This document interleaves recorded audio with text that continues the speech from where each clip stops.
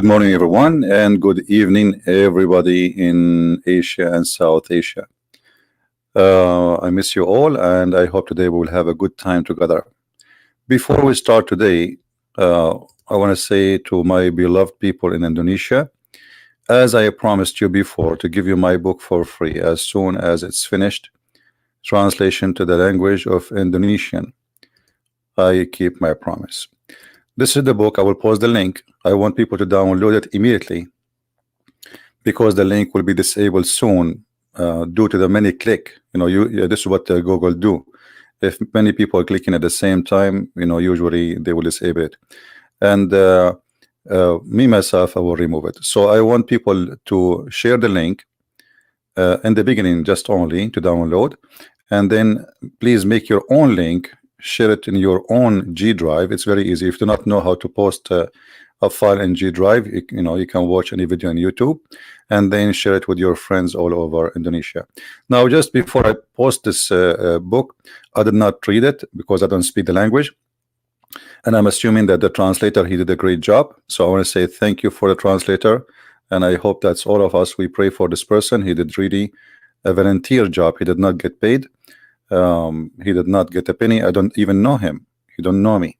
So the Lord always provide us with good people to do the good work, and I'm very thankful for this person, even though I never even spoke to him.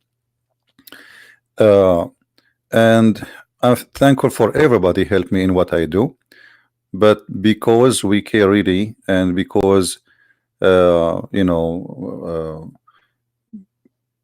book, for me, it can provide me an income, as you know, but having more than 200 million people in a country who need badly such information, so they will leave this cult.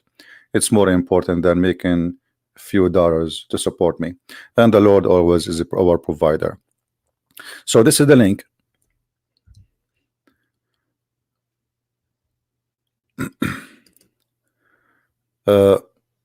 Click in it and be sure that, just tell me please if the download is working, and right away after you download it, please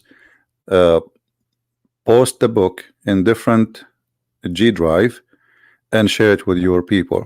And this is again Indonesian book only. No one allowed to share any other book than this one, Indonesian. All right, let us download please and share it with your people, and share it by making your own link. As I said, this link soon will be disabled, so you will have your own link, and let everybody read and let everybody laugh at the claim that Quran is full of science. This is Quran and science, and everybody will see, after reading this book, that Islam and science, they don't match at all. It's a joke. It is a total joke. And they try to manipulate you, try to fool you, try to make you believe in something does not exist. And this is the whole point of approving our claim that if Islam is a good religion, why they need to lie to us to make us believe in this cult? You know what I mean? This is a very clear proof that this religion is not a good religion. In the same time, I want the Ustad of Indonesia. The Ustad of Indonesia is who they are. As we saw, the Ustad of Indonesia, they will not make a speech unless they get paid $6,000. I want them to read my book, especially now it is for free, especially now it is in Indonesian, so they have no excuse whatsoever. Those Indonesian Ustads, who they are fooling many naive people, they are defending what?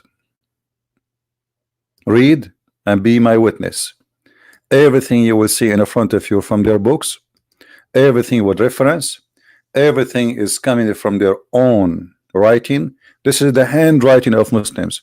This is what is collected by Muslims through centuries. This is Muslim book, not Christian book, which mean they are just making comment about what we see. That's it.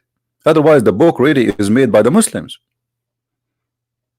All what I did, I transformed the information from a language to a language, and then I add my own comment. You can notice where's my comment where I'm saying what is that, what is this, and that's it. The rest of the book is Islamic book. It's 100% almost an Islamic book.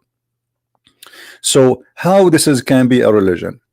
How those people, they can explain to us what they have, what they believe in?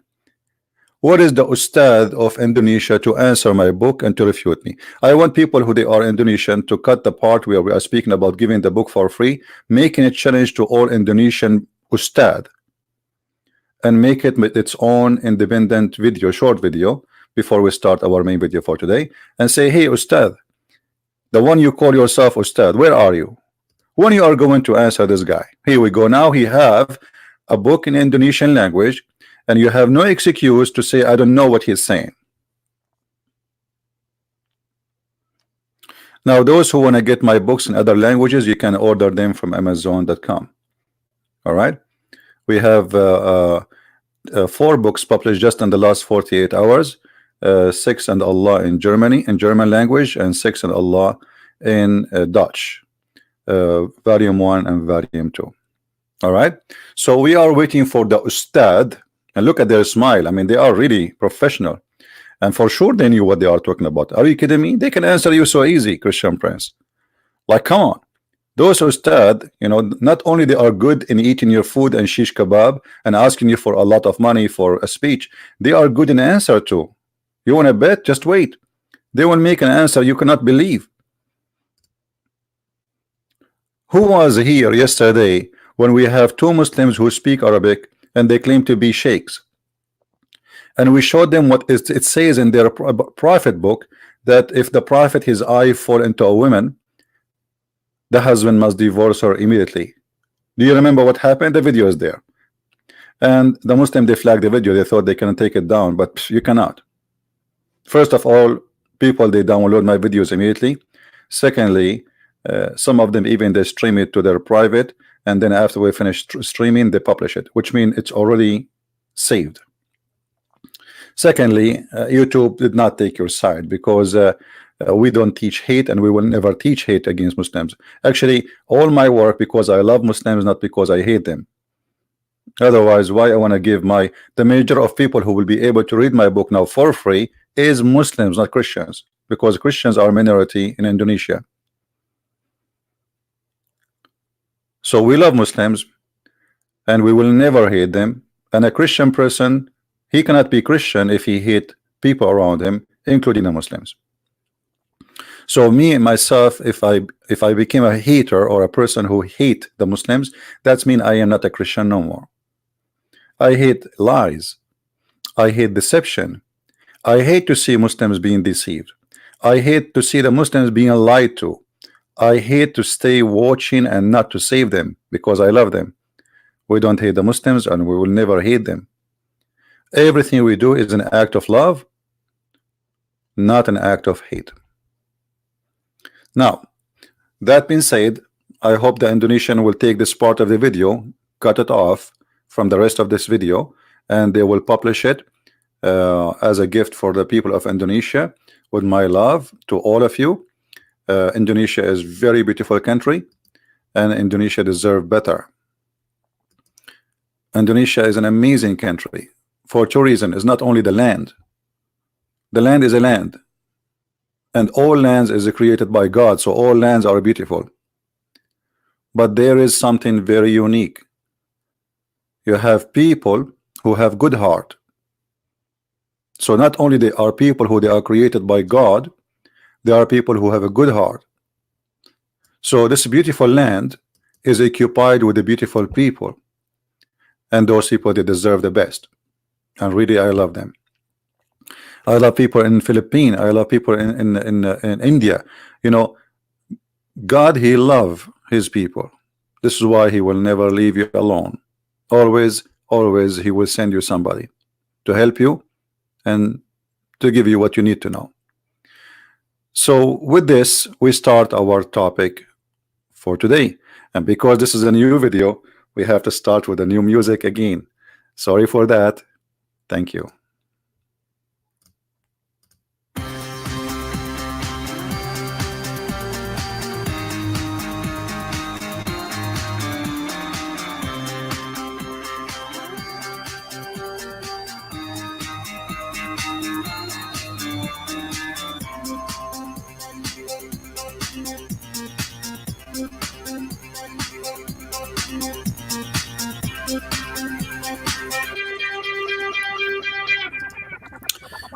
All right, we're back. Evidence of the truth of the Prophet Muhammad. You know, sometimes you see the title. If you are a believer, your eyes now will be full of tears, like evidence of the truth of the Prophet Muhammad. I mean, and look at the question. The question is really embarrassing. The question: there is a converted Christian who does not believe in Quran, which means he is a Muslim who became a Christian. That's what this guy is saying. We had many argument over this issue. Still, he does not believe Muhammad is being a prophet of God. I somehow feel that I should help him in knowing the actual truth. I mean, this is actual truth. Can you help me? And for sure, he's asking the scholars. And come on, the scholars will help you. The scholars will help you. Praise be to Allah. First of all, it is essential to understand that guidance to true religion Islam and believe in the Prophet Muhammad, peace be and blessing of Allah be upon him. Of Allah be upon him. A blessing of Allah, and this is okay. And then the message he brought come about only by Allah, by the help of Allah. Okay, how Muslims, how we know that this is happening by the help of Allah? Secondly, how we know that even your Allah is exist? That we require to explain this and produce evidence to it. This guy is asking you for the evidence. There is a great deal of a clear evidence, guys. Take a note. Clear evidence. I mean, they are not confusing, they are clear. The one who seek to find out the truth about the prophethood of a Prophet Muhammad. You know, guys, they can't even say his name without saying sallallahu alayhi wasallam, which does not mean peace be and blessing of him. It's mean Allah pray on him. Imagine how much they worship this man. What, you know, Christians who believe Jesus is God, we say Jesus. We Christian, we believe in Jesus as God. What we say Jesus. Why only your man? He need a long line of praising. His name alone is the praised one, which is the name of God. This is what Muhammad mean. But this is how much they worship this man, based on fear. Allah chose him even though he had grown up as an orphan and was illiterate. Even though, I mean, what does this have to do with this? I mean, do God choose people have to be son of somebody? Okay, what about Jesus? He is not, he have no father. Your Muhammad is an orphan. Jesus, he don't have a father at all. According to Islam, knowing neither how to read, how to write. And by the way, where do you Muslims get this is from? Like, when he don't know how to write, how to read. Any Muslim can show me the evidence so we can laugh? Not a single evidence says that. The Quran never say that Muhammad was illiterate in the meaning he cannot read and write. And this is telling us that those who follow Muhammad today, they are unaware of their own scriptures. The word ummi in Arabic is the same as gomai in the Hebrew, which means from the nations. He is not from the Jews. He is illiterate about the true God. That's all. Have nothing to do with Muhammad being able to read. Muhammad is copying the Jews in everything. Chapter 2 verse number 78. And there are among them illiterate who know not the book. I mean, why you are blind? Who is the illiterate? Is the one who know not the book. Do you see it? Illiteracy is not about knowing how to write, how to read. This is religious teaching. This is religion. So religion, when you speak about illiteracy, speaking about someone who do not know God, not about someone who do not know how to write, how to read. Just to give you an example, The Muslim, they call us the people of the book. Does that mean all of us we knew how to read the book? There's no illiterate in the time of Muhammad. All of them, they used to go to Harvard University. All the Christians are called, and the Jews called, the people of the book. Why? That's because they are not illiterate.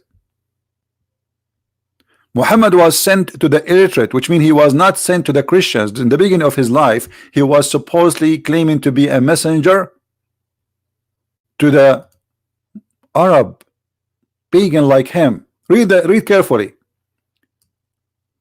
The translation here is wrong. It says, I have submitted myself. This is a lie. I surrender myself. Let me zoom in.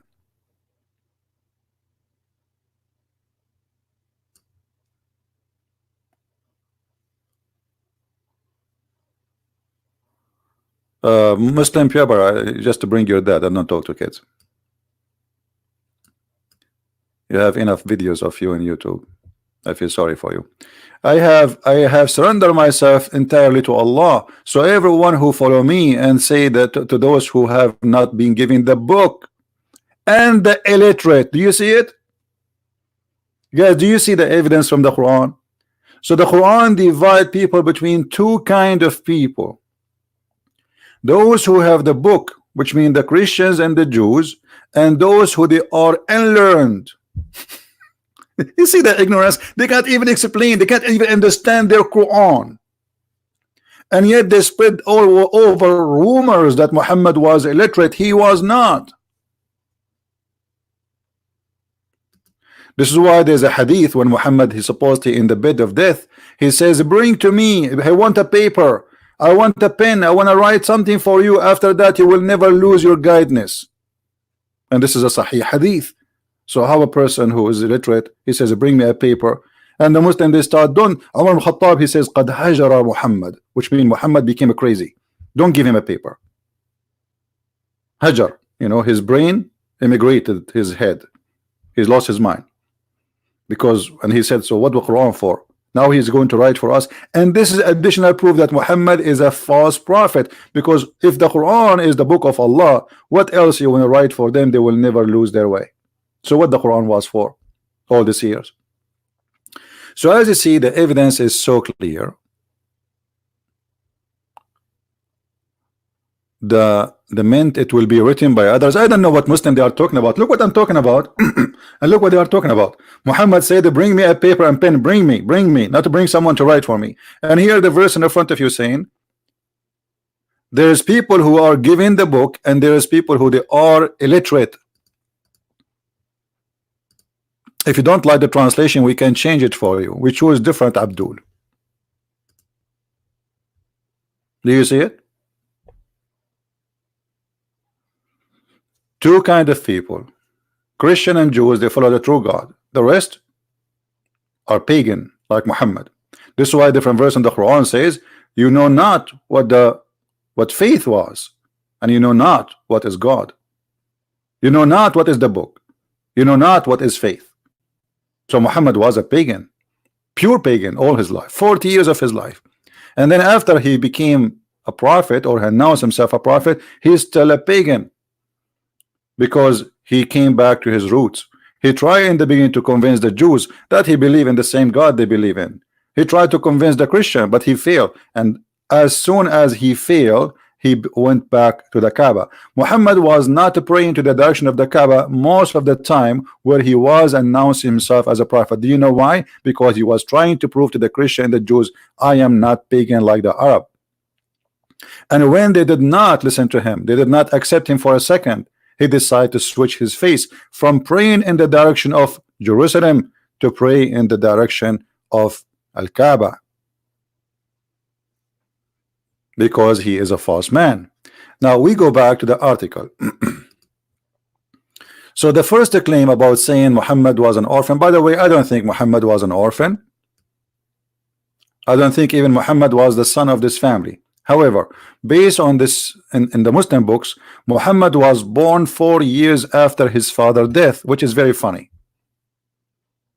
And this is why the Muslims believe that a Muslim woman, she can carrying a child even after her husband died for 4 or 5 or even 10 years, just because they want to cover up what happened with Muhammad. How Muhammad, his father, supposedly died 4 years ago, and then the mother today she delivered a child. You can search right now in Prophet Google, peace upon him, how long a woman she can be carrying a child in her womb, according to Islam. I can show you actually right now. You will see tons of reference speaking about women she can do that in Islam for many years.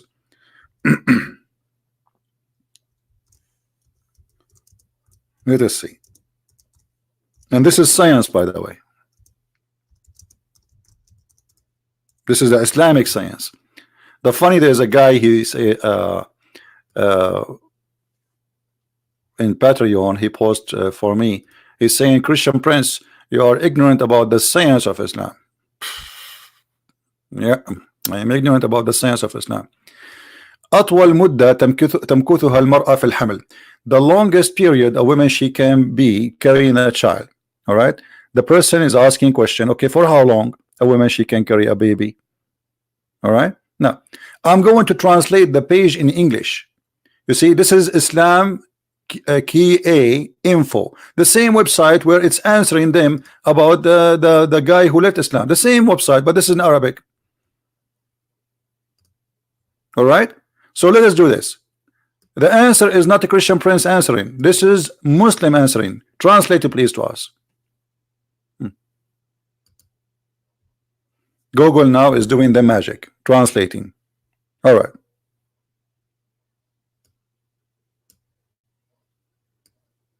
Number one option, 9 months. Number two option, read carefully with me please, 1 year. Number three option, 2 years. Number four option, 3 years. We are getting up now. Sorry, I need to get some water.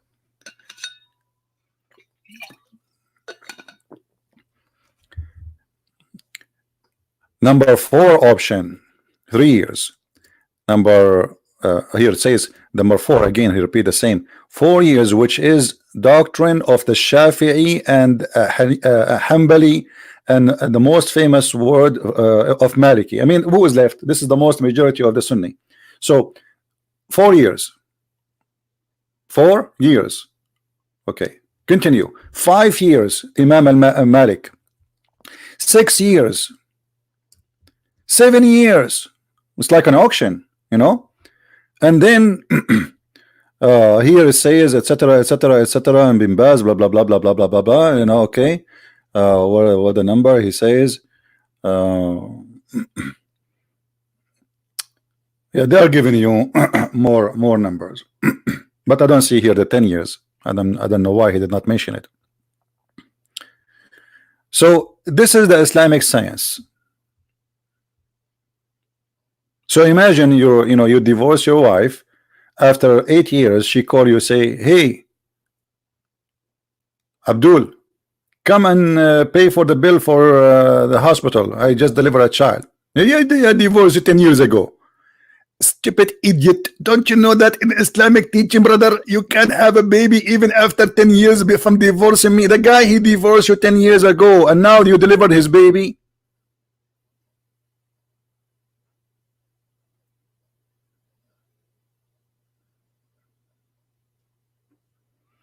Yeah, that's what I'm saying. There's no 10 years in the fatwa, but there is 10 years. This is a fatwa.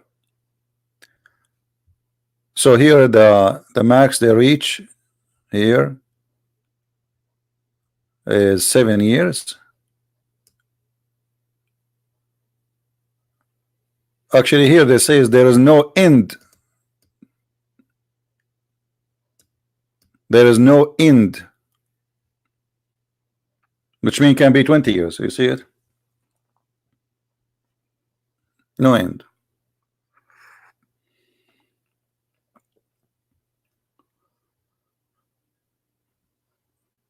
Any comment? Anyway, then here he continues saying, you can read, let us go to the evidence. The revelation of Allah was bestowed upon the Prophet, peace upon, here we go, and the angel revelation. Okay, how we can be sure? There's no witnesses. There's a guy, his name is Muhammad. He says he sees somebody, his name is Jibril. And then after some time we discovered that Jibril, he looked exactly like a guy, his name is Dahya al-Kalbi. How we know that this guy really seen in Jibril? If we go right now in the hadith, what we will find?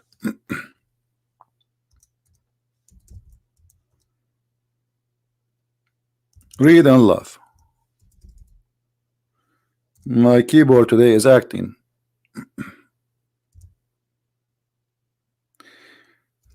Type something, it comes something else.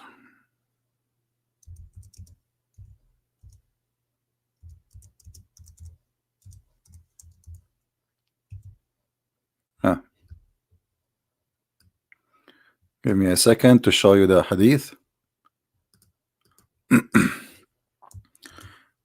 All Muslim witness that Muhammad was seen a false angel. He came to him in the image of a guy, his boyfriend, his name Dahya al-Kalbi.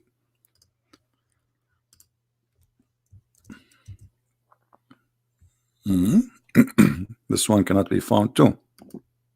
Hold on.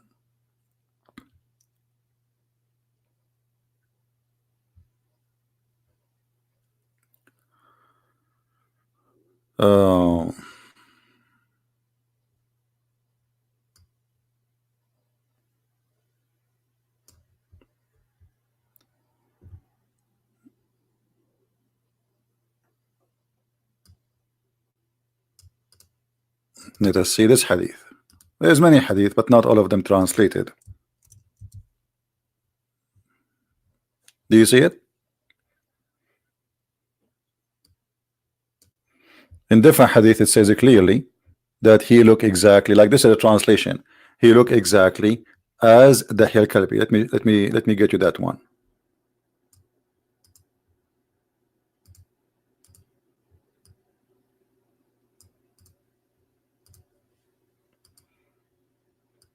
So Muhammad, he meet his boyfriend, and Dahya al-Kalbi was a very handsome man, young man, and Muhammad, he claimed that this is Jibril. Read carefully.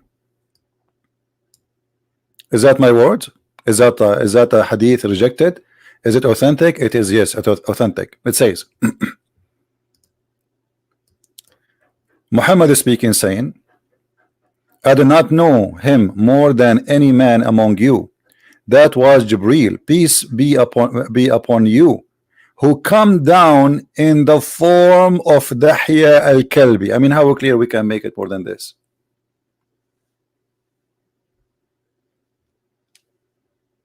But Dahya al-Kalbi is a guy, he live in the town and he come to the house of Muhammad every day. So Muhammad, he claim that this guy, each time he come, this is Jibril. Dahya al-Kalbi was a very handsome man. And according to Muhammad, Dahya al-Kalbi is coming in the image of this man. So now we have two Dahya al-Kalbi in town. Is that me saying that? No, this is your prophet, this is your writing, this is your printing, this is your website, this is your publishing.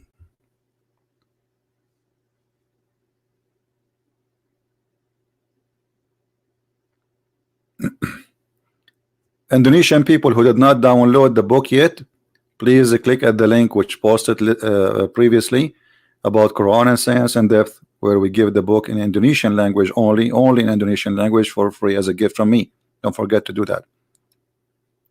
So who is Muhammad, and who was Muhammad seeing? Was he really seeing an angel of God?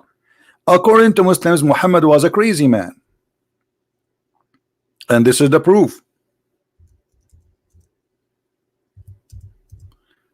The Muslim, they say that the prophet was bewitched, but we knew in science there is no such a thing. What bewitched? A person who have mental issues at the old days, they say he was bewitched because they can't explain what happened and what's happening. Once the prophet was bewitched, so that he began to imagine that he had done a thing which in fact he had not done.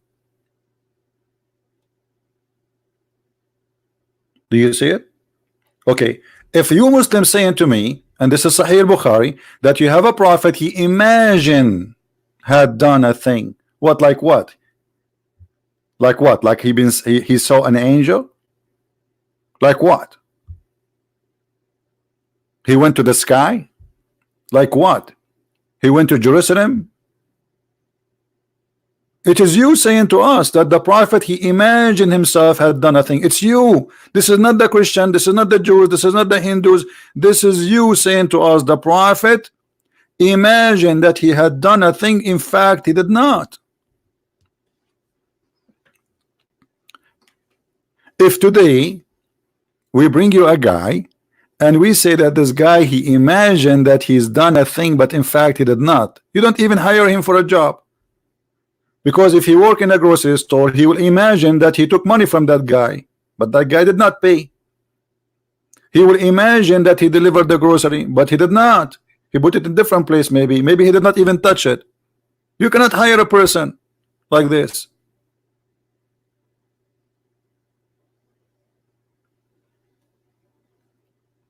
Please, admin, if you don't mind, post the link. Here we go. This is the link again, guys, for the book. Don't forget to download it and share it in different link, because soon this link will be disabled. All right, this is temporary link, so please download the book, post it as you wish, whatever you want in G Drive, share the link with your friends, etc. Again, this is Quran and Science in depth in Indonesian language, a gift from me as a free, nobody allowed to sell it back. All right, this is for free, and as soon we get Quran and Islam, the deception of Allah translated, I will post it for you again as a gift too. We are waiting for that to be done. So Muslims, who is a Muslim? He have something for us to say. You see, Muslims, we really loves you and we want to save you. How you believe in such a man? Your prophet cannot even work in the post office. Who is going to hire such a man? Hey Muhammad, did you deliver the mail? Yes, I delivered it. Second day, nobody get his mail. Why? Because the prophet was imagining. The prophet was imagining that he is bewitched. I mean, aren't you worried that people will say to you, you are believing in a bewitched prophet? If I say right now, if from now on we start saying, hey, how is your bewitched prophet? The Muslim, they will feel insulted. But this is what you call him.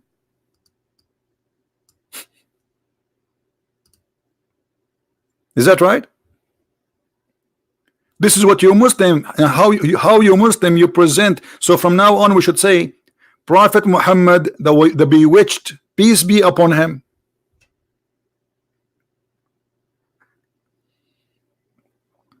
Is that right, or I'm fabricating things? Prophet Muhammad, the bewitched prophet, or the bewitched Prophet Muhammad, peace upon him? Choose one. I don't know how you want to write it down.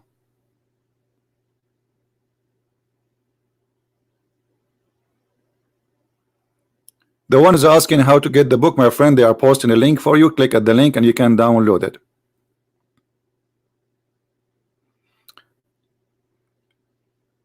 And I hope Indonesian people later they will post it around all over the internet, so Indonesia will have it easy.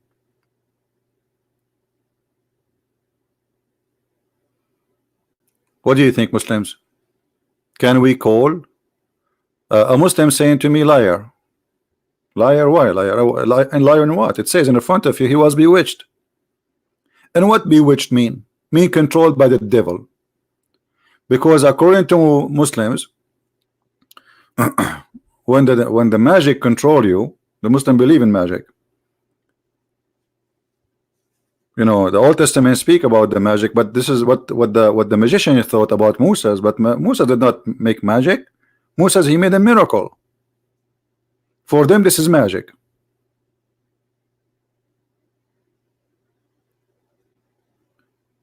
And here we need to ask ourselves, when Muhammad was bewitched,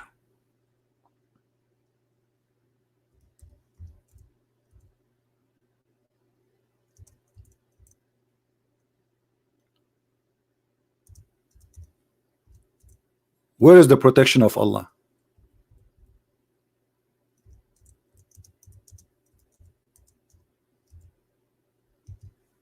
Any Muslim?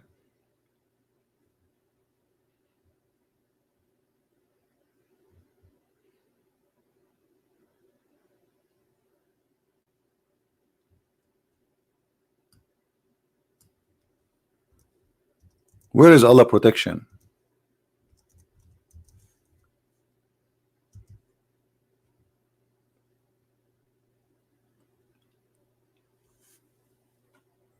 Why all those things happen to Muhammad?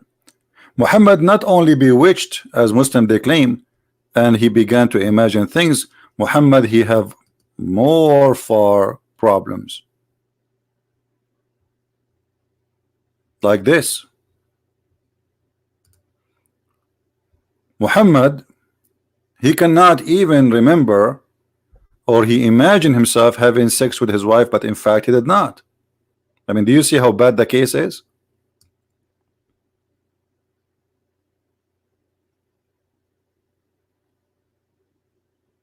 So how this man can be a prophet of God? This guy, he don't even remember if he have sex with his wife or not, and he think he had sex.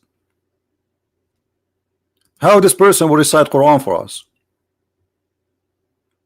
This is why Muhammad, when he recite Quran, he cannot repeat the same verse twice correctly, because he's a fabricator. This is why Muhammad, in different place in the Quran, he says the following: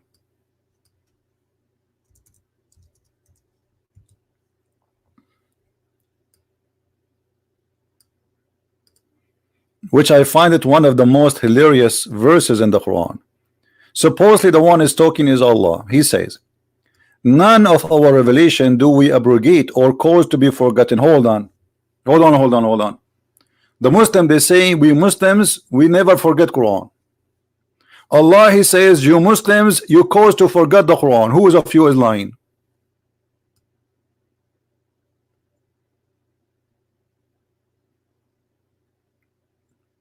I got you a witness, his name is Allah. This witness saying that yes, the Muslim caused to forget the Quran.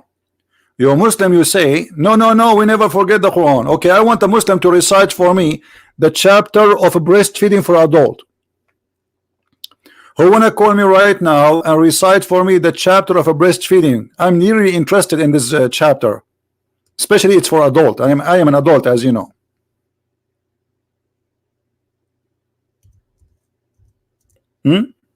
Have you ever heard of a prophet? He come with such an idea that if a woman, she have somebody, a male in her house, or she want to see a man alone, she have to give him her breast to suck it 10 times, and this is supposedly God. We are talking about the prophet evidence. This is always about evidence. What's wrong with you? Aren't you watching? This is all is about the evidence. What is evidence? Evidence is what Muhammad, the evidence, what Muhammad did. This is what Muhammad did. This is the accomplishment of a prophet of Allah. He taught Muslim women, he gave them verses from the sky. It came from the sky with a spaceship. The alien Jibril, he delivered it to Muhammad. The alien Jibril, he says, Muhammad, I want you to tell your people that a woman, she have to give her breast, boing, boing, boing, and 10 a man, he have to suck it 10 different times until he is satisfied. This is the evidence, and they are big and round, and you are telling me what is the evidence? And they bounce. What do you mean, where is the evidence? What kind of a prophet this prophet is? And where is the verses? Here we go. Muslim, you say never forget Quran. I want you to recite for me the chapter of a breastfeed for adult. I want to make it as I want to sing it every day from the morning, especially like I'm single. I wake up in the morning, I say what I will. Okay, I don't take a breakfast, but I don't mind really. I mean, if there is a free milk, and they will suck what? Women, women, they are not a faucet when they have milk all the time. Women, they have milk only if they have a baby. So what breastfeeding for adult? The woman who came to Muhammad about this issue, she don't have a baby. So the guy, he will suck what exactly? To the point even Aisha, she was ordering her sister to suckle anyone who want to enter, or her nieces. who want to enter upon her. How that can be?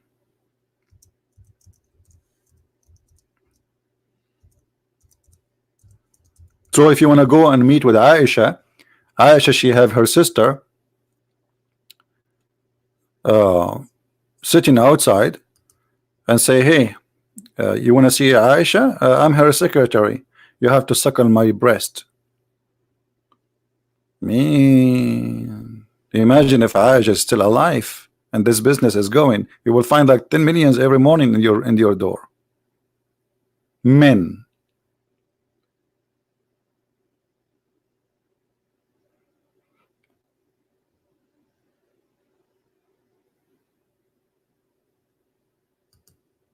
Do we have any Muslim want to say something?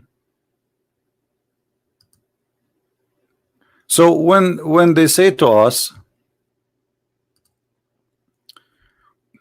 that there is evidence about the prophet being a prophet, here we go. This is your evidence.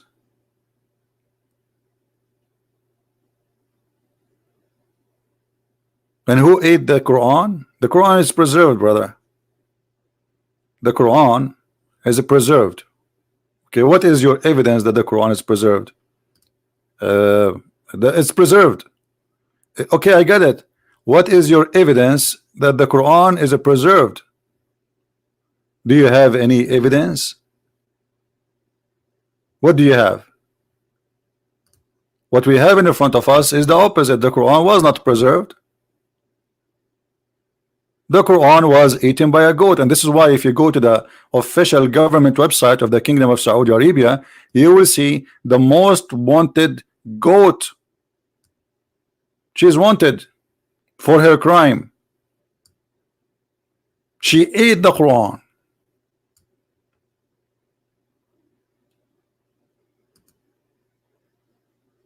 And until now we are looking for this goat. If your God could not stop a goat from eating the Quran, what else?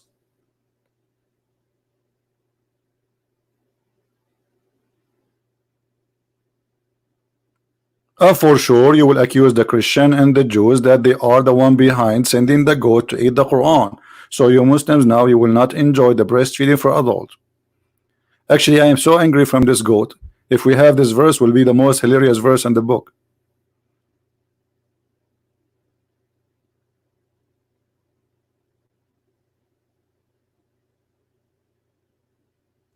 This is what you Muslim you say the goat ate the verses, not me saying that.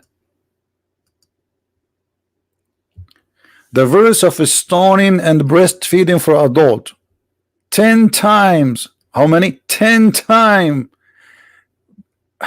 Breastfeeding for adult 10 times, yes, because the woman she have to suckle the man 10 times in 10 different days until he is satisfied. That's fantastic. You go inside your house, you find a man laying down in the lap of your wife, suckling her breast. You say to her, what are you doing?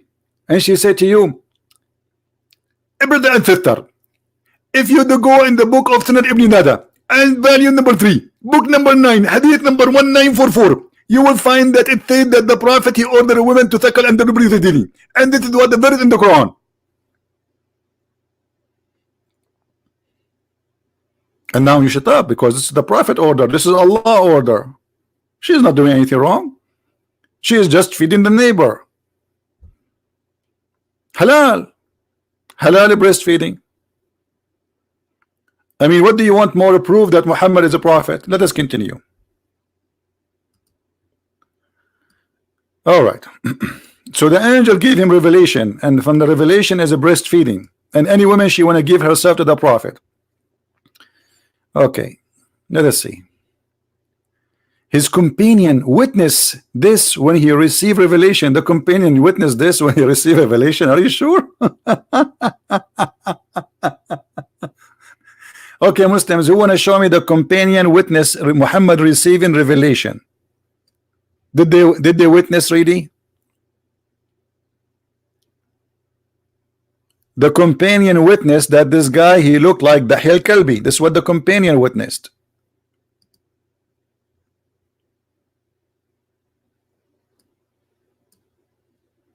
The companion witnessed that Muhammad is bewitched.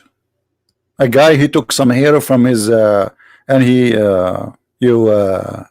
made of this is what the companion witness here. We were in front of us.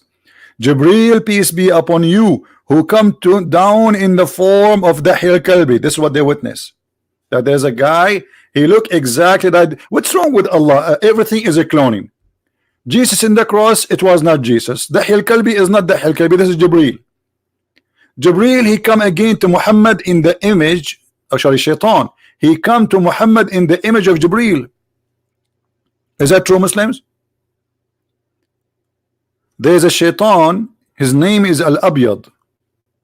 Al-Abyad, which means the white, but Shaitan in Islam is not a white. So why he's called the Abyad? Because he changed his look to be from normal Shaitan to look exactly like Jibreel, and he is the one who gave him satanic verses.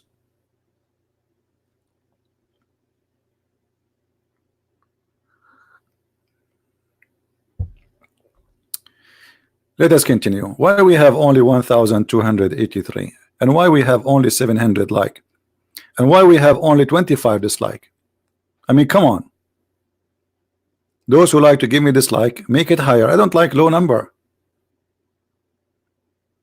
We want big dislike and we want big like. The one who like it, give me like. The one who don't like dislike it, give me dislike. I mean, do something. We just gave you in the morning breastfeeding for adult. What's wrong with you?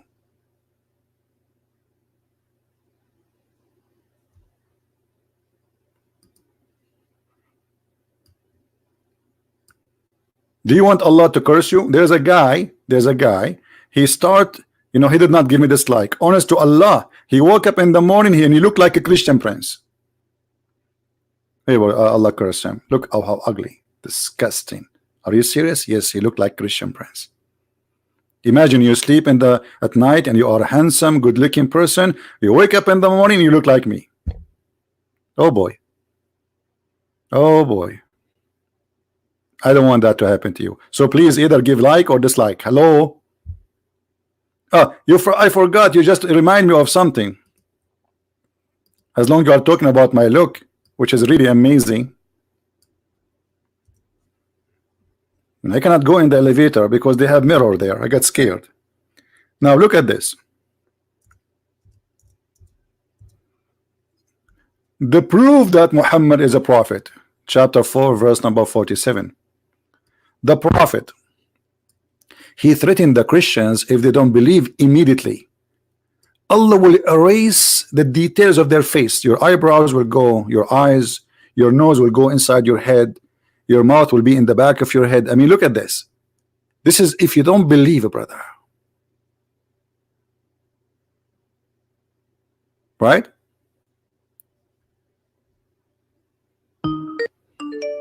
Yeah, we have somebody's calling. Don't call me unless you are a Muslim, please.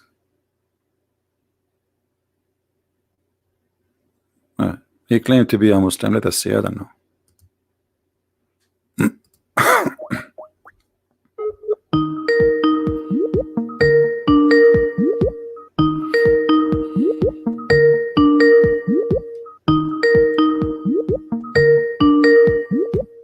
Answer, my friend, answer.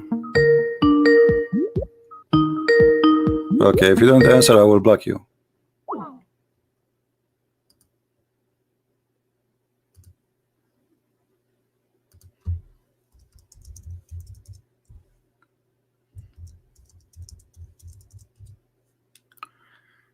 Oh, people of the book, believe in what we have revealed, confirming what was already. By the way, it doesn't say what was. This is a lie. And then otherwise you are going to change the face and fame of some of you. Where it says some of you? Fast translation. Not Musu Wujuhan. Doesn't say some of you. Absolutely fast translation. Change the translator. Some of you, huh? Let us see a different liar. You change the translation, everything change. It's like a new verse. Oh, who have been given the scripture, believe in what have revealed to you. Okay. Confirming what is already with you. You see the one before, he says was with you before. No, it is already is with you. Confirming what is.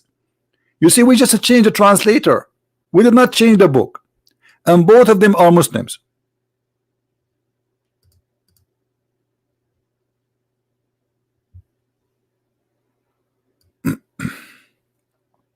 All right, we have another Muslim.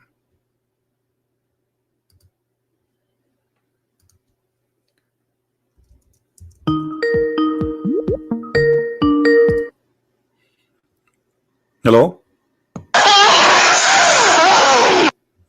Here we go. A Muslim, he is explaining to us about the breastfeeding for adult.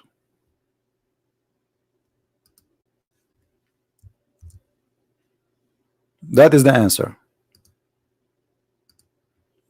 We have another Muslim.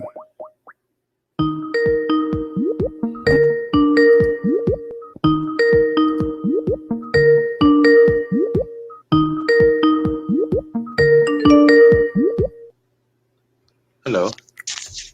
Yes, my friend, how are you? You are live on air. What do you like to say to us? Oh.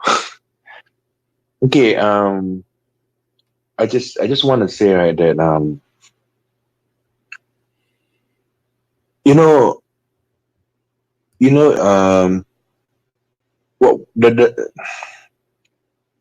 okay, if Christianity is so special, okay,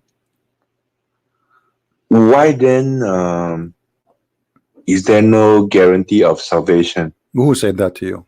Jesus, he said, whoever believe in me and die will live.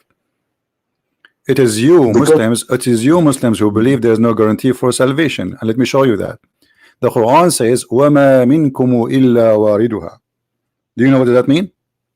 Not a single one of you, but he will enter hell.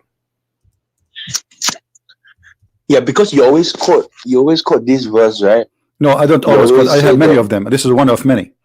So you agree? No, not this one. So you agree with the Quran saying? No, I don't quote only this verse because I have many verses. I will show you, no problem. Read with me. How the Quran says that each one of you Muslims will go to hell. Oh yeah, in Surah Maryam, that one, right? I think I know. Okay. Yeah. So no.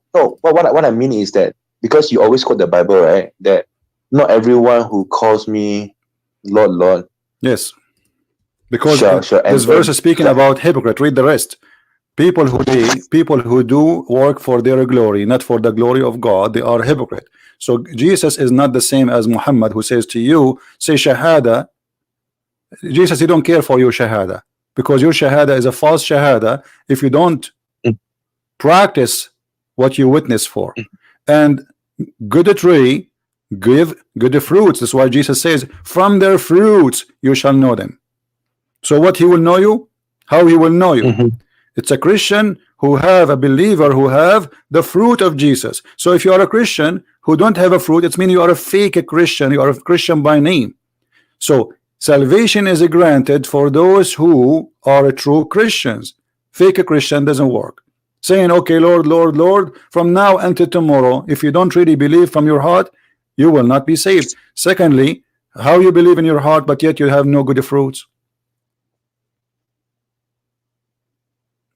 It's like saying to me, I am a supermarket, and then we go inside to find the shelf empty. So why you call yourself supermarket? What is super about you? Yeah, but I thought the Bible says, right, that we are saved by faith alone and not by works or something like that, right? No, my friend, it's not your work will save you. Yes, it's your faith, but faith automatically bring the fruits, which mean faith. And the Bible says too that faith without deeds is a dead faith. Dead faith. So imagine Jesus says to you, okay, I was hungry and you feeded me. I was a stranger and you took me in. I was a prisoner and you visited me. But you didn't do that. That means you have a dead faith. You are not really a faithful person. So it's not your work will save you, it's your belief. But if you are a person of a true belief, then the work will come. So how we will recognize the person? Not by saying I will Lord, Lord, but by the fruit.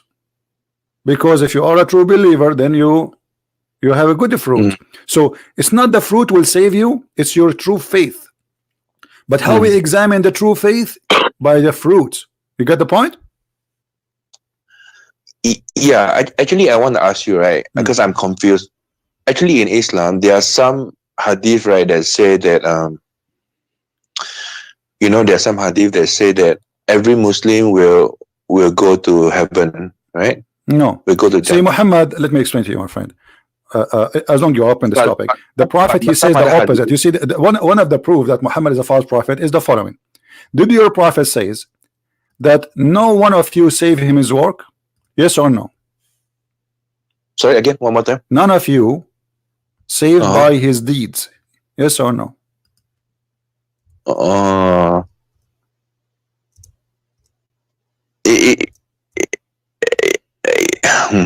you referring to the hadith where Aisha was at the funeral and then no. He said no. What? No. No. Okay. No. Here we go. Read it in front of you. It's sahih. None of you. You see the translation here? It says who do deeds alone. The hadith doesn't say alone at all. This is false translation. It says there's none. This is the Arabic one. If you speak Arabic, it says قال رسول الله صلى الله عليه وسلم ليس أحد ينجيه عمله قالوا ولا أنت يا رسول الله قال ولا أنا إلا أن يتداركني الله منه برحمة. The prophet said none of you is saved by his work. Not only, you see here they add the word alone. That's a lie. And then they said to him, even you, prophet of Allah, he says, even I, unless Allah warp me with his mercy. Do you see it? Yeah, I know, but okay, but no, what do you mean you know? Hold on. What do you mean you know? Isn't it the Quran says that the one who give loan to Allah, Allah will forgive his sin and will take him to heaven?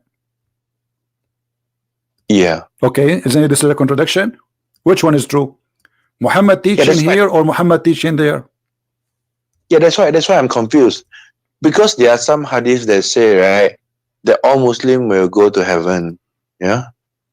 But then there are also hadith that say that Muslims, not all will go to heaven. So I don't know which is the... My friend. Muhammad is a false prophet. He cannot hold his mouth for the same sentence twice. This is why he made verses saying that any verse we cause to be forgotten or we abrogate. Why? Do you know what is behind this statement? Do you have an idea? No. Okay. Muhammad, he says something in the morning, he changed his mind afternoon. So the Arab, they were laughing. Okay, what kind of a prophet this prophet is? In the morning he says something, afternoon he says something else. Okay, do he have one God or two gods? It's just like, okay, he go to sleep, he woke up in the morning, he come with a new verse contradicting the first verse. So the Arab, they refuse Muhammad for a very serious reason. But what is the standard belief? Do they actually go to heaven or obviously, my friend. First of all, Muhammad is not a prophet. So what heaven you are talking about? And what kind of heaven? This heaven where women, they will be inside packages. They will inside a cabbage. Sorry. What kind of heaven? You enter the heaven and there is women fighting over you to sleep with you. I mean, is that really a heaven? This is a pimp house. When you talk about heaven, I question myself. I mean, how Muslims even they speak about heaven? Did you ask yourself how God became a pimp? How God he provide you? I mean, God, he could not make me happy. God is the creator of all kind of happiness in life, the real happiness, not sex. Sex exists for a reason. So we reproduce. As long in the heaven there is no reproduction, nobody have babies. So what the point of this sex? Allah could not find a better way except a grape and wine. and naked women, and boom boom. So you know how that can be. Obviously, the nature of the heaven of Islam is proven to us that Islam to be a false religion. The promises. Have you ever heard of a prophet? He promised you to wear a bracelet of gold. In different verse, he's contradict himself. He forgot what he said. He's a bracelet of silver. Why? I don't know. What's your name, my friend? What's your name? Imran. That's Imran. my real name. Okay, Imran. So, are you really happy that you will have a bracelet made of gold in heaven? Why you are laughing? I mean, come on, this is a bracelet of gold. Finally, you will have bracelet of gold. I mean, this is heaven. So, what kind of God this God is? A bracelet of gold? What this God is talking about?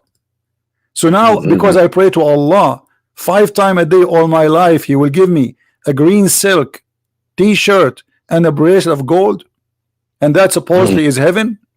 And then women are fighting over sleeping with me. So now in heaven, I am not free. I am more addicted into sex.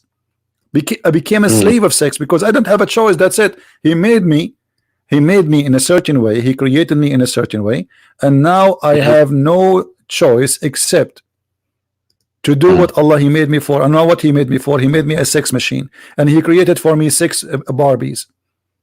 Their job is to sleep with me. They don't have other job. They are not going to do laundry. They are not going to do cook. They are not going to love me. Their job is sex. Right? I want you to read something with me in the screen. I can't because I'm using my handphone. So I can't open up. Okay, I will post the link for you later. You can read it, please. I will. You know what? I will post the link for you in Skype. You can open it in your phone instead, right? But I can. Yeah, but I can download the video later, right? I can. Yeah, but I want you to read this. You know, save it for your preference. It says, when the disbeliever began to deride the matter of abrogation, saying that one day Muhammad he enjoy his companion with to one thing, and then next day he forbid them. Do you see it, people? Do you see it? How this can be from God? In the morning he tell them to do something. Second day he go to sleep. He wake up. He come back. He said something else. How this can be from God? So the Arab, they were laughing at him. They were saying, like, what kind of a prophet is, what kind of God is God? You know, God, he told Moses something. Musa did not go back and the second day, and he not even a 10 year, not even 20 years, not even 30 years after, even he died, and he did not change anything. This is God order. So if this is coming from God, why this guy he go to sleep, he wake up in the morning, he say something different, the opposite. He forbid what he told them yesterday. So obviously this man is an idiot. People, they laugh at what he's teaching. So now he say, oh, people are laughing at me, I should change it. He go home, he think about it, in the morning he say something the opposite. No, you know, actually, I'm a Chinese. Okay, my wife is a Muslim. I'm a Chinese. Yeah, but you're a Muslim, right? Yeah, because my wife is a Muslim. And so now what, you want to stay as a Muslim just because your wife is a Muslim? Actually, there's a very difficult question that I've always asked, and nobody could answer my question. And those ustads that I actually asked, they are quite angry with me. So the question is about, you know, prayer is wajib, you know, in Islam, right? So my friend, before you go to the question, are you saying to me that you converted to Islam because of your wife, you marry a Muslim woman, or you are from a Muslim family? Sorry? Are you from a Muslim family? Are you born of a Muslim family, or you converted to Islam because if you marry a Muslim woman? Yeah. The second one. You converted to Islam because you marry a woman? Yeah. Okay. Yeah. Okay, how you do that? Just for the sake of a woman, you convert to different religion? Yeah. So the thing is that the question is that when you pray on a horizontal surface, how are you going to face the Kaaba? In fact, you know, so some of the ustad, they give explanations like, you know,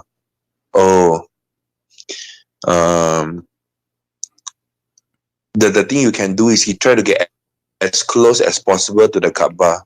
You know, but I say if you draw a straight horizontal line, you will not end up at the Kaaba. You will end up in the sky. You know what I'm saying?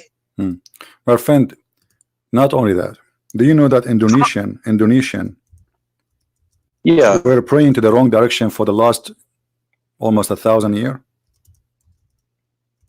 No, whichever country you are from, it is impossible for you to face the Kaaba. I know. Because the earth is not a flat, you know, right? Yeah, but the ustads tell me, you know, you just don't ask so many questions. You know, don't ask so many questions. If the direction is determined by the ulama, so just follow the ulama. My friend, if they say this is those ulamas are a bunch of joke. Look at this, guys. Indonesian Muslim turn prayer back to Mecca after 1,000 years. Where was Allah all those 1,000 years? Okay, the Indonesian people, they are people praying to Allah in the direction of the Kaaba. 1,000 years pass, and then the American GPS taught them that this is the wrong direction. Where's Jibreel of Allah? Why Allah don't send his messengers? Why Allah even don't guide them? You know, because secondly, the Quran, my friend, the Quran confirmed clearly that the earth is a flat. There's tons of verses in the Quran speaking about the earth is a flat. Don't you know that? Do you hear me? Yeah, you know, the only way that you can face the Kaaba if the earth is flat. But science tells us that the earth is round. So if the earth is round, how are you going to face the Kaaba? That's what I'm confused about. You see, the Muslim, when they translate, they try to cover up. They say, and Allah has made to you the earth wide expense. The fact it doesn't say, it says besought, flat like carpet. This is Quran, chapter 71, verse number 19. Different verse in the Quran. The Muslim, they say to you, the Quran says that the earth is round. And what they say? They say the Quran say the word dahaha. The fact the word dahaha is not round. It is making it flat, literally. Yeah. Chapter 79, verse number 30. There's like 1,000, 2,000 million videos in YouTube speaking about this verse, saying Allah, He says the earth is round. Let me go to the interpretation and everybody will laugh. Chapter 79, verse number 30. Here we go.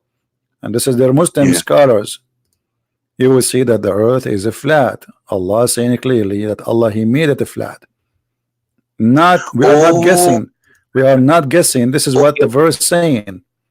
But in the YouTube, the Muslims, an idiot guy who don't, you know, he's a kid. He make a video saying that the word dahaha mean round because it's mean the egg, brother, egg. Do you see the word egg here? Read. It says, and after that he spread out the earth. He made it flat. It had been created before the heaven, but without having been spread out. This is what the ha mean. But in the Muslim videos, the word dahaha in a miraculous way became an egg. You can go to any interpretation, Ibn Kathir, all of them. The word dahaha mean he made it flat. Oh, that means I think I understand what you mean now. That means you are saying, right, that the reason why Muslims are commanded to face the Kaaba is because Muhammad said that the earth is flat. The earth is flat. Yeah, like if you go, there's different hadith. There's different hadith where Muhammad he says the following: that Allah He come down, Allah He come down every night in the third part of the night. Then they have to explain. I lost you, my friend. What you were saying? It is. Yeah, Imran. Okay, no, what you were saying? Hello? I lost you. Your voice cut. Okay, so what I'm saying is that, right, the only reason why the Muslims are told to face the Kaaba, okay, is because the Quran says that the earth is flat. Yes. Because if Muhammad knew the earth was round, he wouldn't have asked the Muslim to face the Kaaba because it's impossible. Okay. How do you face the Kaaba? My friend, this is a hadith. Look at this. Muhammad saying, our Lord, the blessed, the exalted, descend every night to the lowest heaven when 1/3 of the later part of the night. Let's say the 1/3 is like 2 a.m. in the morning. Okay, So Allah come down every night at 2 a.m. in the morning. But this is me and Muhammad saying that it is only one time in the earth, 2 a.m. in the morning. Everybody have night in the same time. Because if Allah he come down every 2 a.m. in the morning, that means Allah he cannot leave, because there is 2 a.m. in many time. You know what I mean? How many 2 a.m. we have? People, how many can give me a scientific number, please? How many time zone we have in this earth? I forgot, you know, since we studied this when we were in a high school. I forgot the number. So we have many time zones. So what 2 a.m.? That's mean Allah never leave the earth, because he had to keep coming up, down, like take an elevator. What is that? So Muhammad is saying he come only once. He don't come coming up and down. No, he come. He descend only at that time. 24 time zone. That means Allah will never leave, because the day is 24 hours. Right? But that's so how Muhammad he say that? Because Muhammad he is speaking about a flat earth. Yeah, correct. Yeah, I know. The reason why I believe that he was speaking about a flat earth is, if he knew that the earth was round, he wouldn't have asked the Muslim to face the Kaaba, because it's impossible. My friend, how do you face the Kaaba? Forget about the Kaaba. I have more important news for you. Forget about the Kaaba now. What about this? Yeah. What about this? The baby, how the baby is made? The baby made is from sperm, and the sperm became a dead blood. Have you ever heard of a crazy God like this? Okay, what kind of God he think that the baby was a sperm and they became and turned into blood, and then the blood became like a flesh, and then the flesh became a bone, and then after the bone, Allah he closed the flesh with the bone with the flesh. How that can be from God? Yeah, so, I've heard your explanation before. Yeah. So I'm still trying to try to digest. Is your wife next to you, Amran? Is your wife next to you? No. Why you don't let her listen to this? She doesn't understand English. Okay, you promise me you will explain to her in your language? Yeah. Okay. Promise of a man, huh? Save this woman from this cult. Okay. And what do you think now? Okay, as long like you look like you are agreeing with me, so you still think you are a Muslim? Why you don't leave Islam? Okay, can you call me back in about 5 minutes time? 5 minutes. All right. Take care. Okay.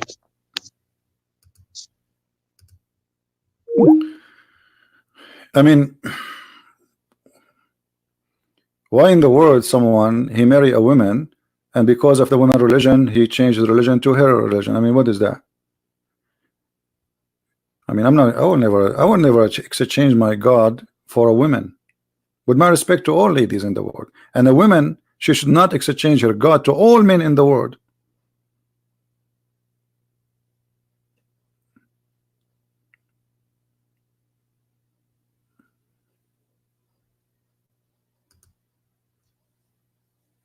How we do that? How we betray the truth just for the sake of a person he will be in my bed?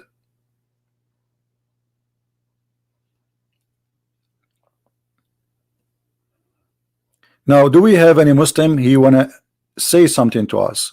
Until now, the Muslims, when they try to give us evidence about Muhammad being a prophet, it's a funny evidence. What evidence? Allah supported the prophet, peace upon him, in a physical what?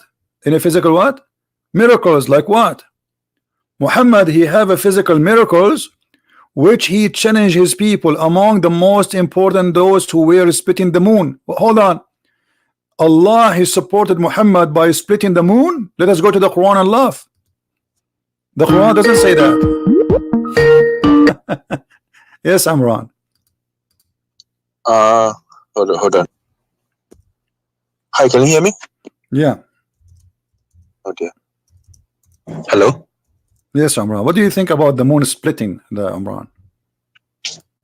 The moon? The moon is split. Muhammad, the Muslim, they claim that Muhammad he split the moon.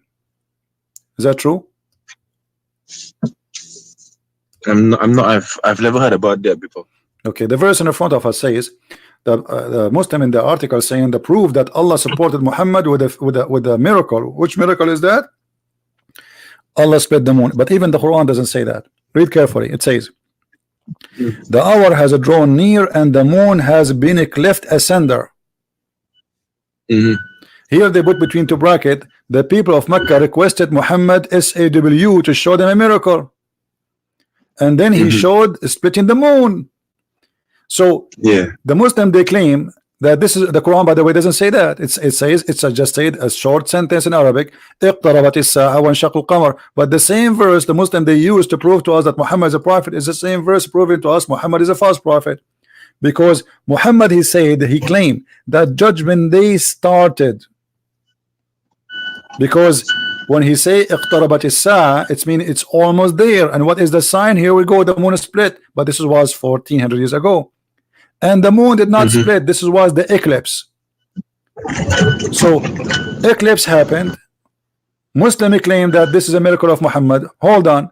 If this is a miracle of Muhammad, that means the Quran, all of it is a fabrication. Because there's verses who came after this verse saying that Muhammad has no miracle.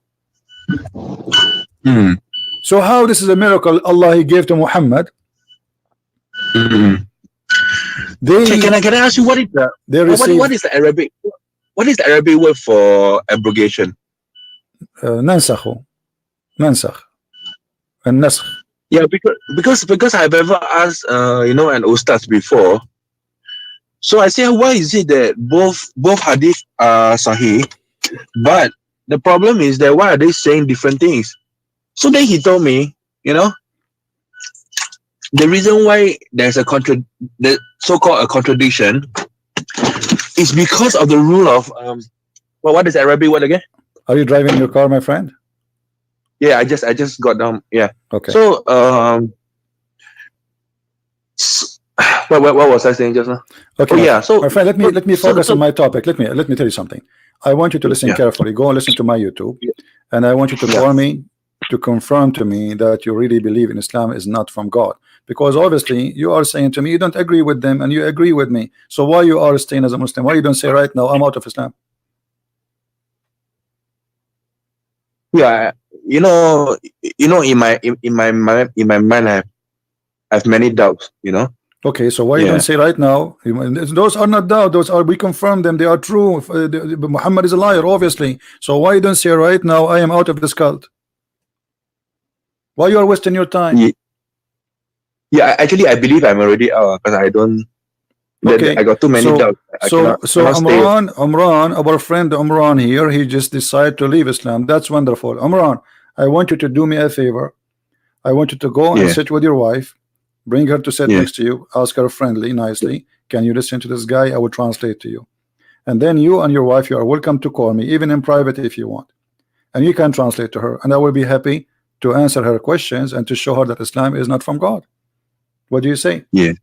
So we can save your family, all of them, not only you, because now half of the family is saved. Saved, let us say, not in the full meaning, saved from Islam, but still there's many things need to be saved from. So what do you think? Yeah, maybe one day, but I have to explain to her. All right. Yeah. So now what do you think about being a Christian? You left Islam, you decide to leave Islam. Why you don't want to be Christian? Because I'm not. Because like I asked you earlier, I don't understand. Is salvation guaranteed in Islam or is salvation guaranteed in Christianity? My friend, there's nothing it's called guarantee. It's you who guarantee salvation for yourself. It's you. Let me explain to you. You have a house, right? Yeah. Okay. Who is the one who built your house? Who's the one who what? Who built your house for you? Yeah, I mean the contractor. Contractor. If the contractor is bad, your house will collapse in the first earthquake. Is that correct? Yeah. Okay. Now, the contractor in Christianity, it is you. You build your house. So you build your house either in a solid rocks or in a sand. So if your house is strong, built by you, by your hand, then your house will stay. That is what Jesus, he is saying to you. Your salvation is granted by your hand. You see, he saved you, yes, he opened the door for you, but he says, knock at my door and I will open for you. So who is the one who is going to knock? Which is you. And what after that? You have to prove yourself that you are truthful, not just a person, a hypocrite who is saying, Jesus, I believe in you. Okay, now I know that Jesus is powerful and I know he will send me to hellfire, so I'm going to say to Jesus, I believe in you, but in the night time I'm going to go and sell drugs. At night time I'm a thief. At night time I'm a rapist. At night time, so in the morning I say something, afternoon I do something else. So Jesus saying to you, it is you, your faith. This is what Jesus says. Your faith saved you. Your faith. So if you have faith and your faith is a truthful, you are guaranteed salvation. So truth is there in the truth, faith, not just a person saying a statement, I believe in Jesus. As just like now you call me, says, okay, I want to be Christian like Muslim Desu. I want to say Shahada. Who care about the Shahada here? That's hypocrisy act. The true Shahada, the true witnessing is to witness by your act. This is why Jesus said, I'm not. Yeah, go ahead. I'm not trying to argue with you, but I just find it confusing because even Christians, right? I mean, I've spoken to them, you know. Even Christians themselves, they are confused whether is salvation guaranteed or is it not guaranteed. No, those are not really. Maybe they are naive Christians. They are Christian by name. There's no Christian can be confused about salvation. That's not true. It take you 2 seconds, my friend. It take you 2 seconds. It take you 2 seconds to search Prophet Google, peace upon him, and you will find that Christianity teach one thing: salvation is granted in Christianity, but salvation is granted for true Christians. So is it guaranteed or is it not guaranteed? It is, but for true Christians, not hypocrites. Why this is hard for you to understand? God, you cannot lie to God, can you? You think you can lie to God? So somebody says, okay, I'm going to say Shahada, but he don't believe really in Jesus. That person will not be saved. So saying I believe in Jesus will not save you. Doing. No, actually for me, I don't have a problem. I don't have the problem with the deity of Jesus Christ. Okay, the reason is because in even in the Quran, right, it says that Jesus was born without a biological father, right? You know? Yeah. So if Jesus was a human, then why is it that he doesn't have the father's DNA? Because every human has got to have the father's DNA as well, right? Right. So why do the Quran still call Jesus as a human when he doesn't have the father's DNA? Because in order for a baby to be formed, you need the father's and the mother's DNA, right? Okay. So I don't have a problem with the deity of Jesus Christ, but what I have a problem is I won't call it a problem. My friend. Read the Bible, my friend. No, you should not be confused. The Bible is full of verses. You can go right now and type in Google where the Bible speak about salvation, and you will see the salvation is granted all over the Bible, but for true Christians. You cannot bribe God. Like somebody give donation and he think by giving donation he will go to heaven. No, false. You have actually Jesus, he said, if you give with the right hand, don't let the left hand know. And Muhammad, he copied that later. So Jesus, he don't want hypocrisy. He don't want people to repeat by their mouth, but their heart is empty. Jesus, he want real Christians. This is why I keep repeating this verse. Not everyone says to me, Lord, Lord, will enter the kingdom of my Father, but the one who do his will.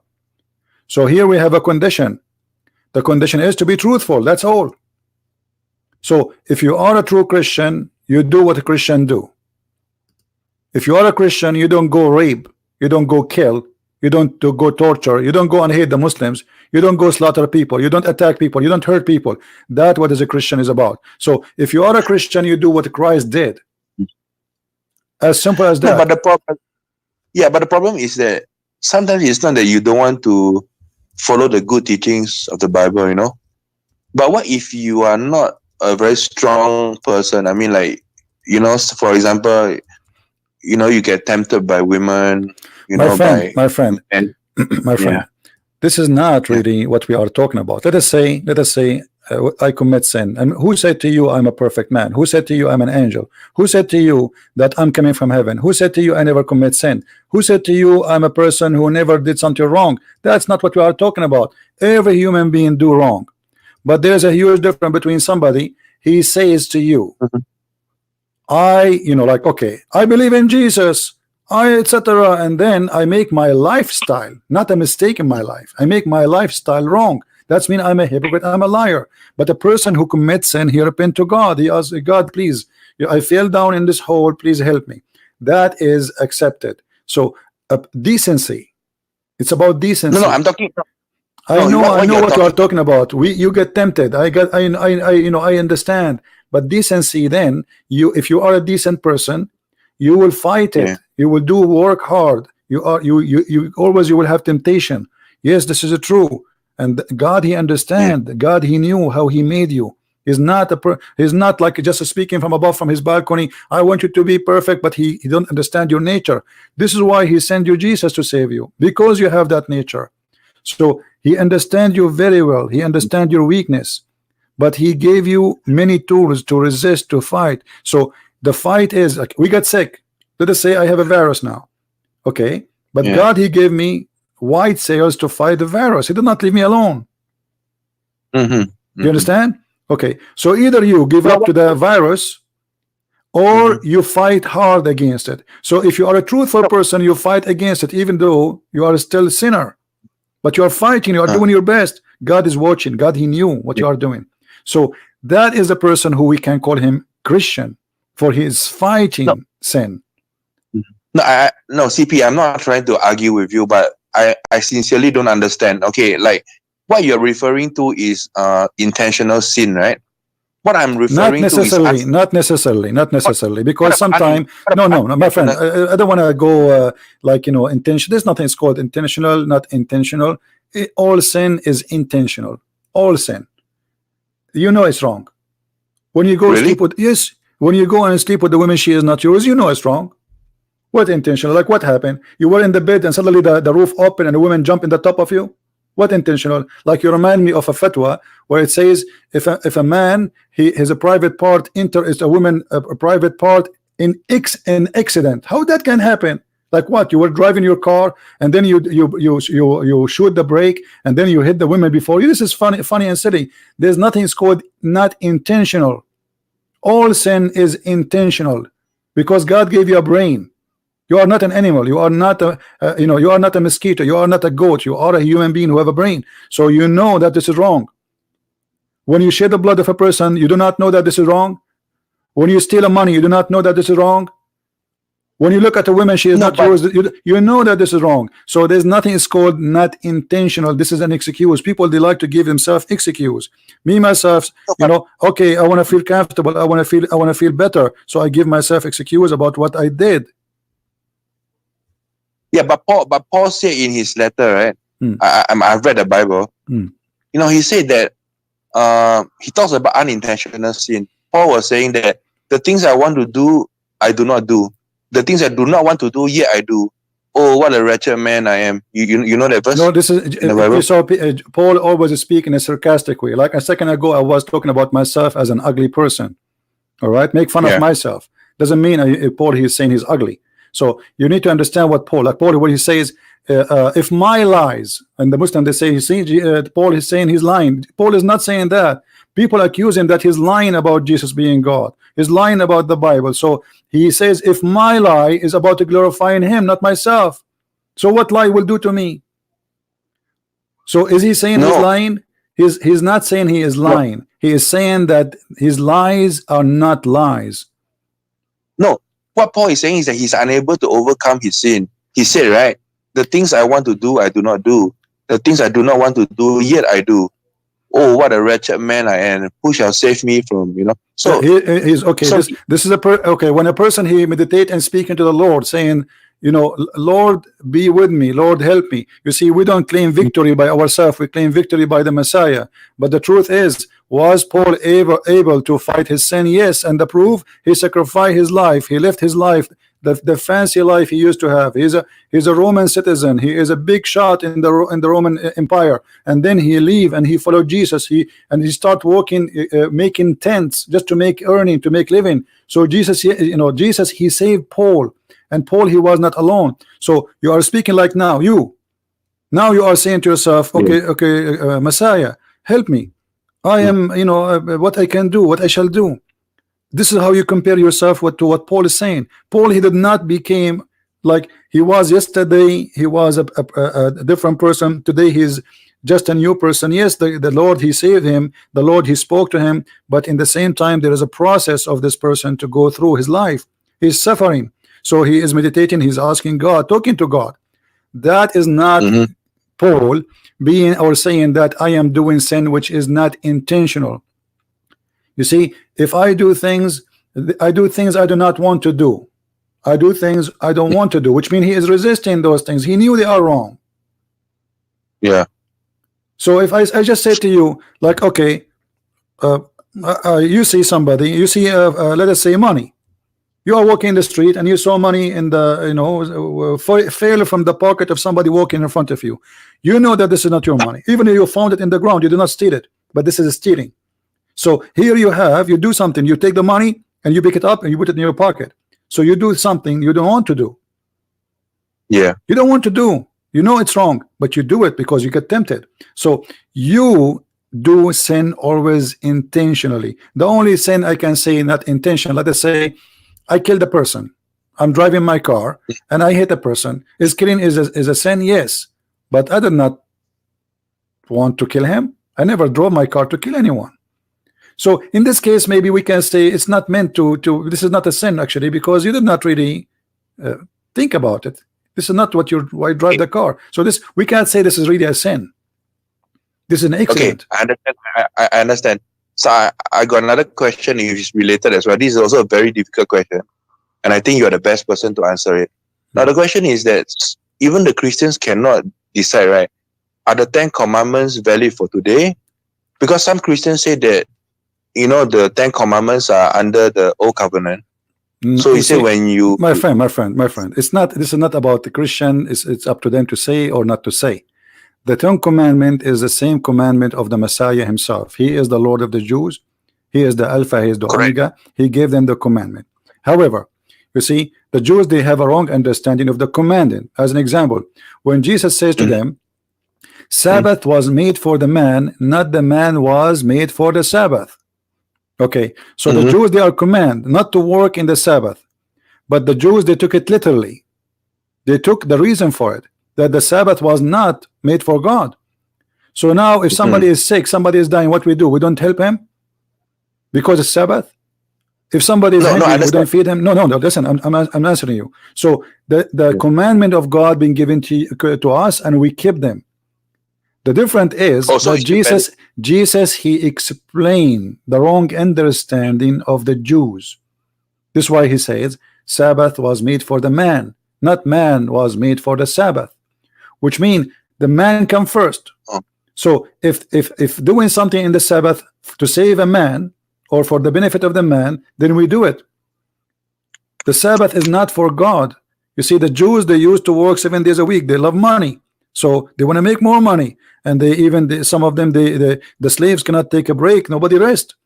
So Sabbath was to enforce them to take a break. It was for their benefit. Otherwise, God, what he will do with your Sabbath? What God will do with your Sabbath? Nothing. He will rest. So your answer is that the 10 Commandments are still valid for Christians under the New Covenant. There's nothing is called a New Covenant and Old Covenant. It is the same God. And we have a better understanding, as simple as that. Like the same when the Jews, they wanted to stone the women, correct? Okay, the Jews are doing the law of Moses, the law which is given to Moses.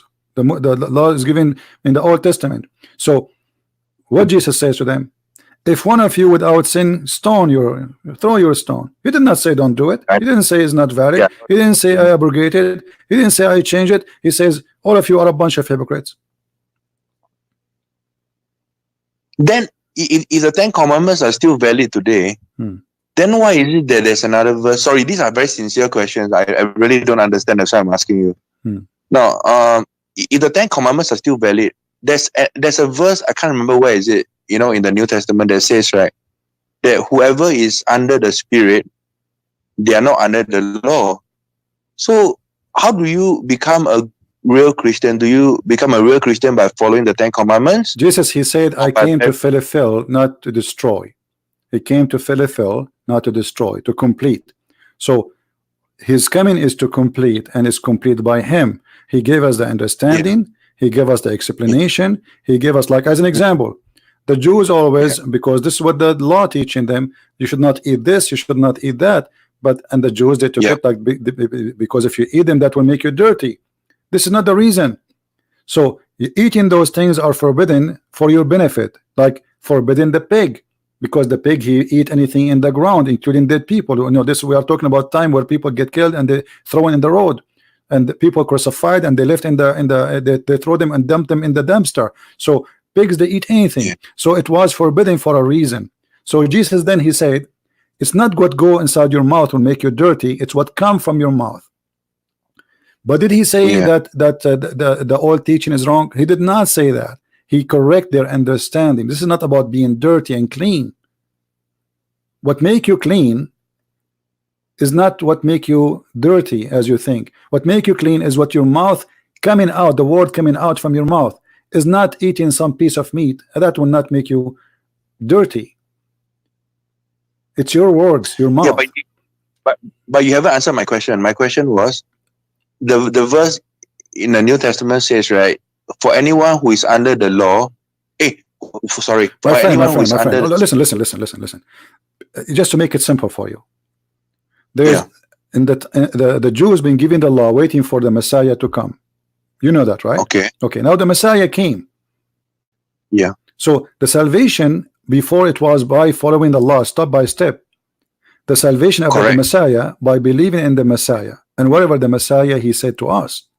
So before, people, they have a law, and the only way to be saved is the law, to be obedient to the law. After the Messiah is your savior, is not the law. However, the law is still there, nothing changed. Have you ever heard of a Christian saying to you, we don't believe in the Old Testament? No. Okay, so law was given, and given for a reason. A law was given to someone who exists 3,000 years ago for a reason. Now, if that law was given, there's a law was given for a reason at that time. As an example, when Musa says to them, if you want to go and do your dirt, you have to walk away from the camp, etc. What does this have to do with me today?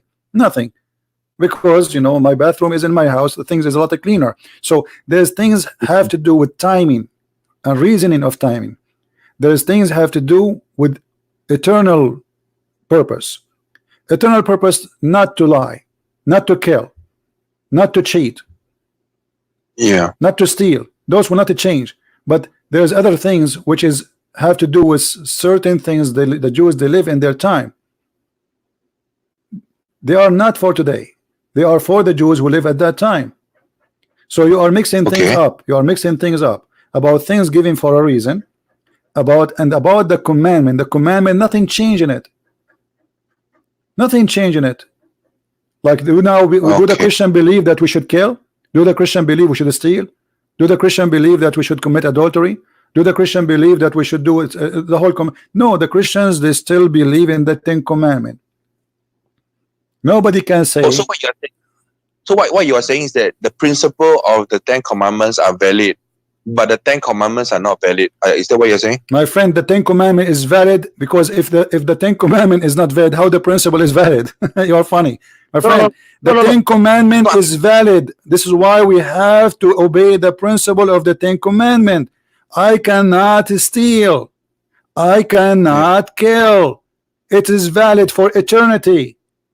It is not for certain time. I was speaking about things is not in the Ten Commandment. Those things are law made for people to survive, for their health, for their safety, for their security. That's it. But the Ten Commandment, it was not temporarily. It was not for a certain time. Do you understand me? I think so. Okay. Now listen, I have to go back to my topic. Now you decide to leave Yeah. Islam, feel free. Think, read the Bible Yeah. again carefully. Salvation is granted in the Bible, and the verses is so clear. It says in the front of you. I'm quoting now Matthew 7:21-23.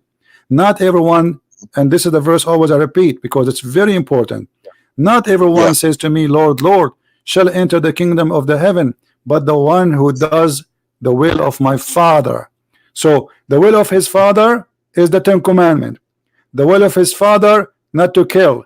The will of the Father is not to steal. The will of the Father is not to lie. The will of the Father is not to be hypocrite. The will of the Father is there. So you do the will of the Father and you call him Lord, and then your salvation is granted. So now we have a clear things Jesus is asking us for to be. This is why he says, be perfect like your Father, be holy. Be holy, which means it's a project to work in. You will not be holy, you will never be holy, but be holy. Be holy, follow me. And the one who follow me, he will be victorious.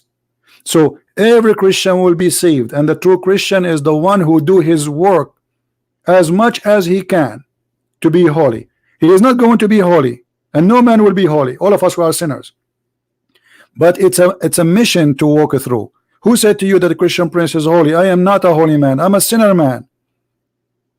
So me, the sinner man, I cannot be saved by myself. I need the Messiah to help me, the Messiah to save me. So me, I fight my sin by his help, and I work hard against my sin, which means I work against myself, because myself will bring me into temptation, into sin. So I work against myself and I go and fight it, and that's what the Messiah is saying.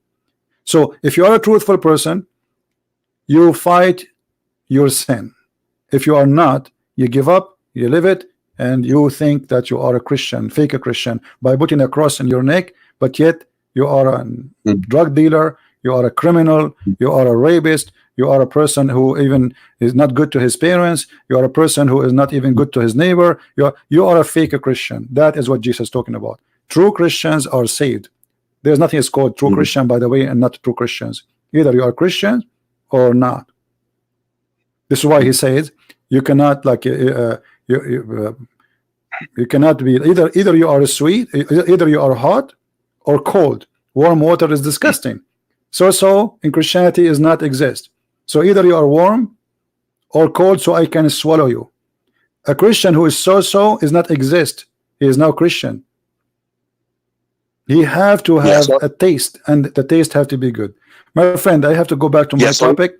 You took me away from my topic. Sorry for interrupting you. No problem. Thank you for taking the time to speak to me. You're welcome. I didn't mean to interrupt. No the conversation. I'm happy that you left Islam, and that's a good thing at least. Thank you, my friend. Yeah. Take care. Thank you. Okay. Bye-bye. All right. Now, does a Christianity guarantee salvation? Yes, but not to the hypocrite. Christ is not a person who wants shahada. You say 2 words and you put your finger up to the sky, and that's it. You are saved. That's silly and stupid. Or you say the name of Ar-Rahman 33 times. What? You say Allah grant me paradise, grant me paradise, grant me paradise 3 times. You go to heaven. What is that? What is that? This is silly. This is additional proof that Muhammad, he cannot be a prophet of God. And look at this hadith here. Allah, he come down every night and ask people who is praying for me. I mean, if God is all knowing, why he need to come down to the lowest heaven? You have a God who have to come down physically every night so he can hear you. Allah, he have a wrong reception. He have a bad reception. You see, Christians, the Muslims are doing better job than you. They gave me 41 dislike. The Christian only, they gave me 1.2 like.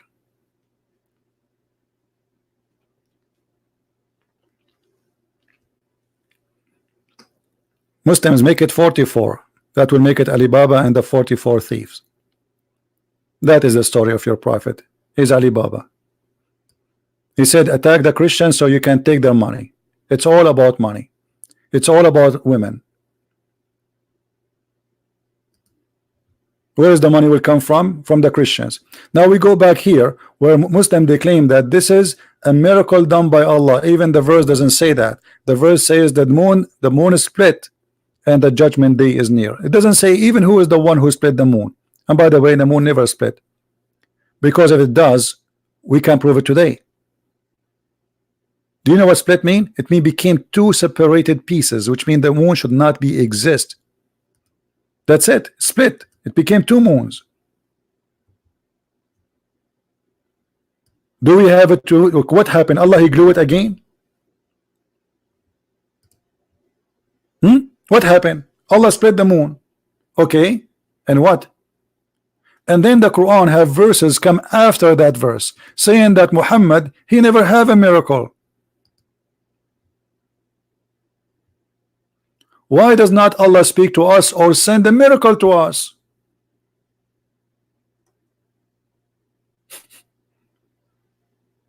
They are asking him, so how Muhammad he received miracles already, but the Arab they keep saying to him, why do you have no miracles?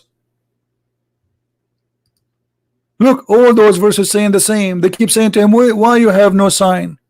Moses have signs, Jesus have signs, all the prophets of God have signs. Where is your sign?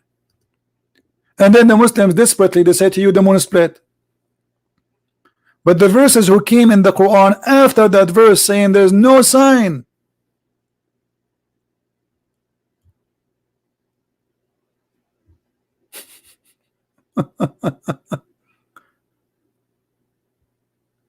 Where is the signs?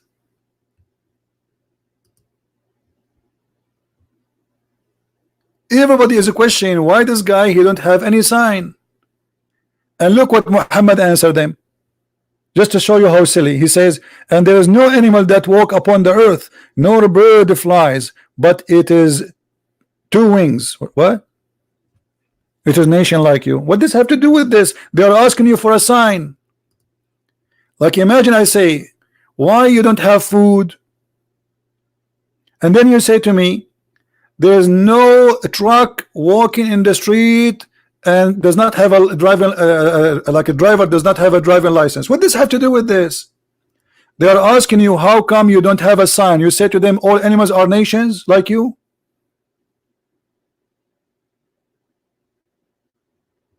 No, sign is a miracle. Sign from God. Sign is a miracle. When we say the word sign here, they are asking for a miracle. The word in Arabic is ayah. Ayah is a perfect act which is made by God. This is why the Khomeini they call him Ayatullah al-Khomeini. Ayah, perfect of Allah.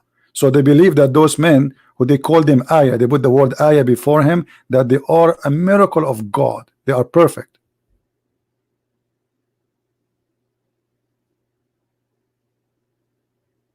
Where is the whole Quran saying Muhammad have no signs?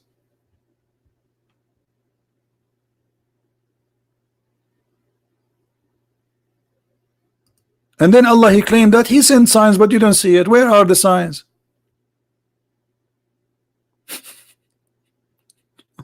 Where is the signs?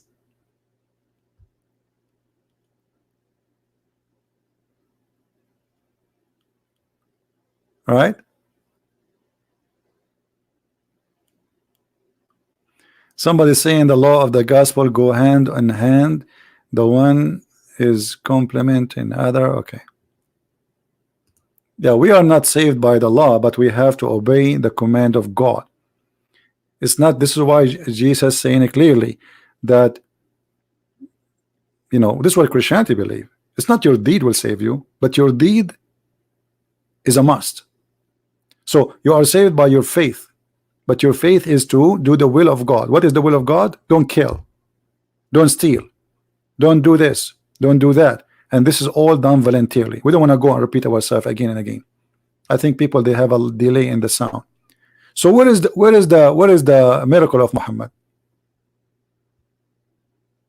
He have no miracle. He have false prophecy.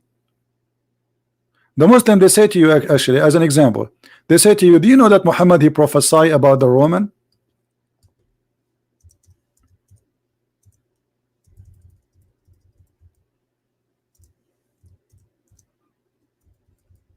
Muhammad he prophesied about the Roman. How is that? There's a chapter, it's called the chapter of the Roman.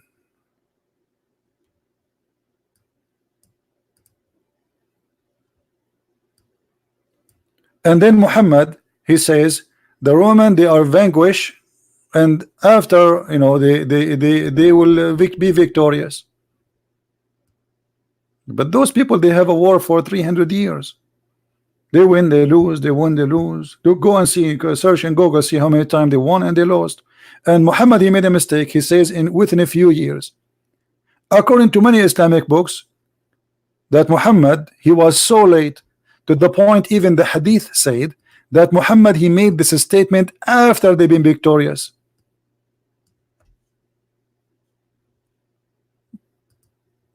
Let us show you.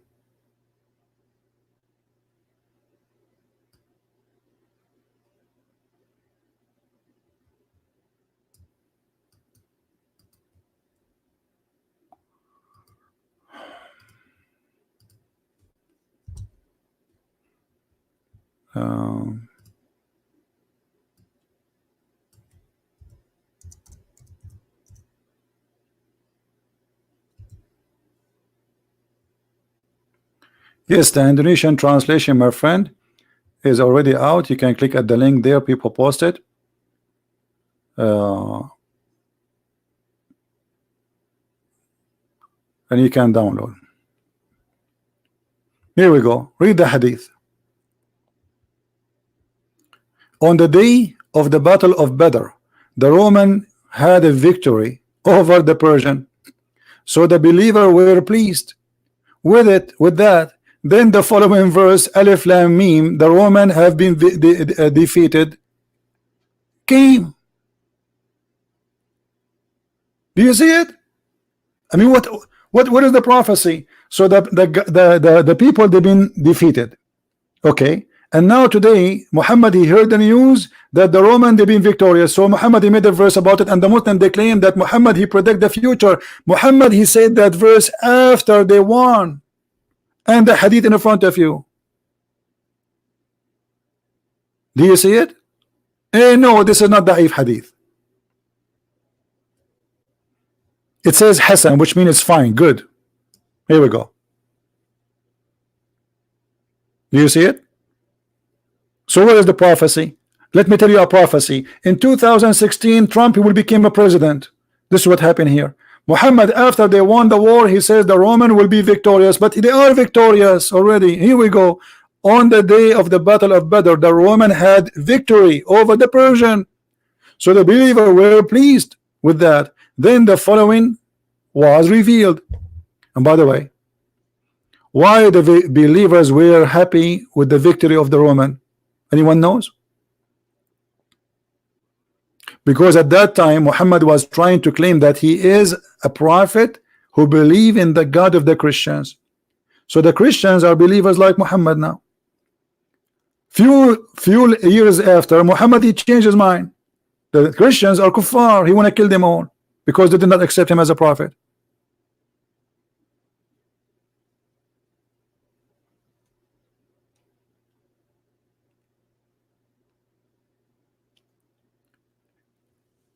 People in the chat, how many of you took the link, download the book in Indonesian, and how many of you they reposted in their own G drive as a link with their friends? Please don't just share the link. The link will not stay there. So download the video, the book, Quran and Science in Depth, which is in Indonesian language only. There's no other book I'm publishing for free, only this book. And after that, you copy the file and you save it in your G drive and make it shareable, which means you can make a link to share with others and spread the book around. Please don't be selfish, keep it for yourself.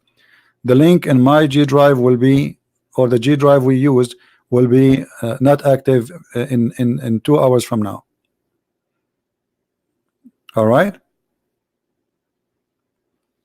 let every Muslim read and laugh at the science of the Quran. So as you see, until now the Muslims are struggling, trying to show us that Muhammad is a prophet. The moon splitting is not exist. This is a lie. This is the eclipse. And Muhammad, when he hear about the eclipse or he see the eclipse, he go crazy.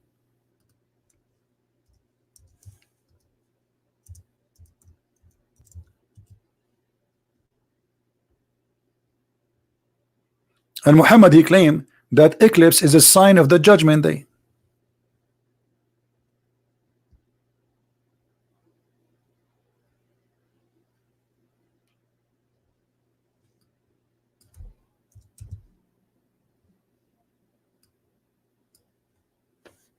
Prayer for the eclipse. Why? Each time the eclipse happen, Muhammad, he go crazy and he get terrified.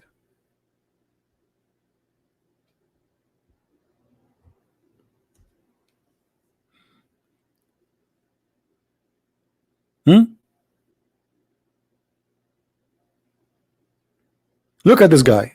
He said this guy, he was practicing shooting arrows.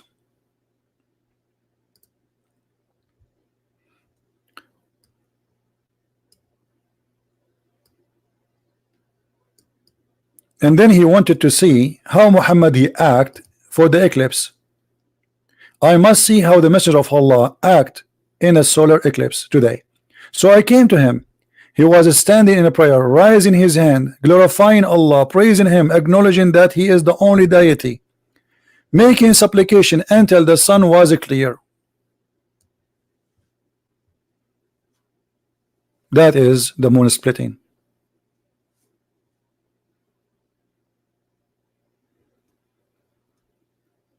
Muhammad is a prophet of God. What is the evidence? The science, where the sun set in the murky water, and the baby and the women have a sperm coming from her ribs, and the man have a sperm coming from the backbone.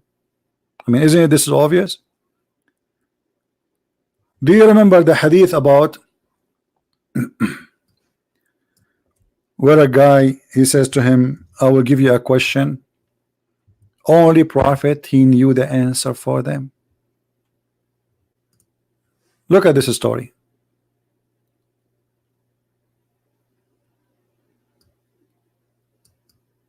A man, he came to Muhammad and he said to him, I will give you a question nobody knows save a prophet.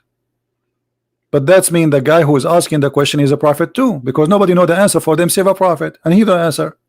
He himself, the one who was asking the question, he knew the answer. That means he's a prophet too. So he came to the prophet and he says, I will ask you about the three things which nobody knows unless he is a prophet.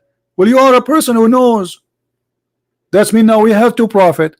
We have this guy, his name is Abdullah ibn Salam, and we have Muhammad himself, two prophets, because both of them they knew the correct answer. And then what is a serious question? Look at the serious question. What is the first meal the people will eat in paradise? Hamburger. Hamburger. No, say hamburger. Hamburger. No, hamburger. Hamburger. I mean, what does have to do with being a prophet of God? The first meal in paradise. Okay, how Muhammad he knew this? Look at this. What is the first meal people will eat in paradise? And what make the baby look like his father? Oh, or mother? The people say just now. Look at this. Look at this, guys. Jibril is coming. Jibril open the door. Jibril, he walking step of Jibril. Jibril, he come into the prophet. Jibril, he deliver for the prophet. Bingo. Just now, Jibril had informed me. If. Okay, what Jibril informed you? Listen at the information which is coming from Allah. So Muslim cannot say this is a lie. This is Jibril told him. This is not Muhammad guessing. Read. He says, and Jibril, by the way, is the enemy of the Jews. How is that? And then he says, as for the first portent of the hour, the first meal, it will be the first sign of the hour, it will be the fire collect people from the east and the west. But there's only two directions, east and west. Okay. And then as for the first meal of people of paradise, it will be the loop of the liver of the wheel. And we explained to you before why, right? Who remember why? Why Muhammad promising people that they will have the liver of the whale when they go to heaven as a first meal?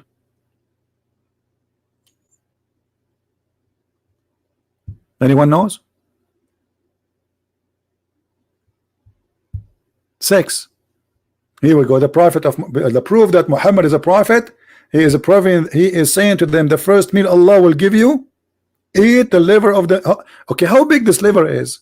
How many whales there is in heaven? Allah will open a butcher house to feed more than 1 billion human beings, including the one who died before us, to eat liver. All the Muslim will be sitting, and there is like a lot of red liver, and everybody his mouth is full with blood, because this is liver, is not cooked. Fresh liver of the whale. Why? Because the Arab, they have rumors that if you eat the liver of the whale, you will be very good in bed. So this is the first meal. It's a Viagra. Okay, and now Muhammad, he get more intelligent. Remember, the one who told him this information is Jibreel. So Muslim cannot say Muhammad he was guessing, Muhammad he made a mistake. No, he says Jibreel just informed me. That's it. This is Jibreel, which means Allah. And then he said, and as for the how the baby look like, let us go move it Arab. Okay. Now Muhammad will explain to us how the baby looked like his parents. What is the reason? Look at this. He says, then if a man discharge proceed of the women, then the child resembled the father. Science. Jibreel told him. Jibreel, which means, by the way, he will be a boy. I can show you different hadith where it says adhkar, which means became a male. So if the man have orgasm first, the baby will look like the parents and he will be a male.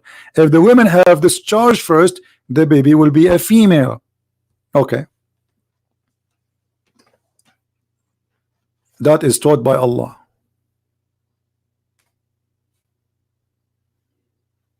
And then the guy, he said to him, wow, how you know that? You must be a prophet.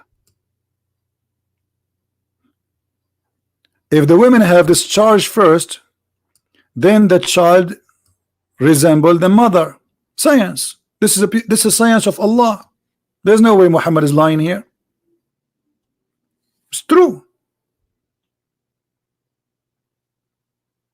This is proven to be true. And this is why if I get married, I will never have an orgasm first. I will let my wife have it first. I don't want my son to look like me. I mean, that is horrible. I will never do that to my kid. This is the proof of your prophet. The Quran say the same. The Hadith say the same. And Muhammad, he never stopped repeating the same thing. Like here, the Messenger of Allah said, the man water is thick, because the Muslim, they start saying to you, oh, he meant something else. He's talking about the DNA, and he's talking about blah blah blah blah blah, and chromosome. What a chromosome? Read it. The water of the man is thick and white. The water of the women is thin and yellow. And what is that water? It is something the women she see in her private part. So it is not something internal, it is something external. It's coming out. This is why the Quran in chapter 86 verse number 6 and 7 says gushing fluid. 86 verse number 6 and 7. This gushing fluid coming from where? Coming from the ribs of the women and the backbone of the man.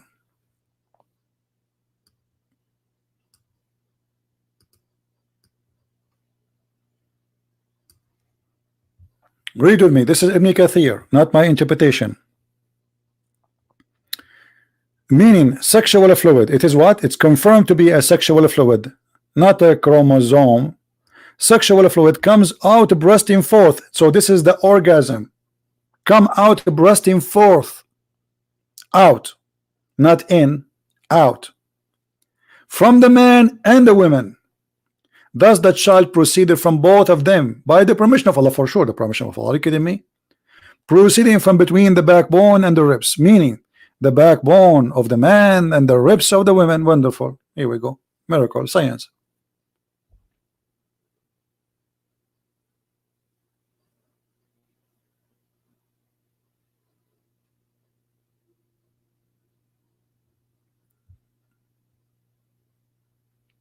All right. What do you say, people? Is that really what the prophet of God, who God taught him, Jibril just informed me? Women, they have gushing sexual fluid coming from their ribs. And by the way, it's not even the ribs, it is the location of the necklace.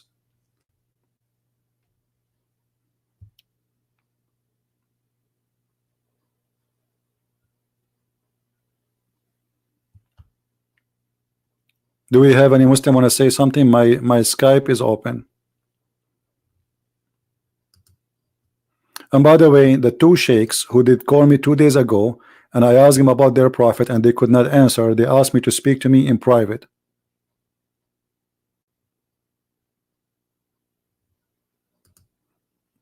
Maybe they will leave Islam.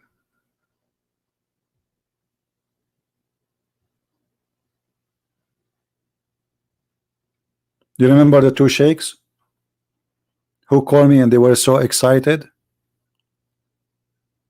Yeah, they sent me a message. They want to talk to me in private.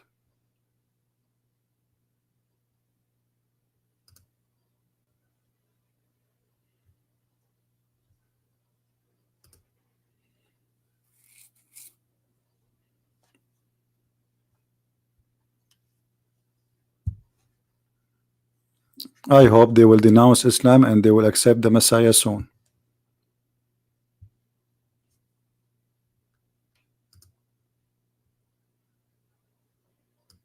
Do we have any Muslim would like to call us?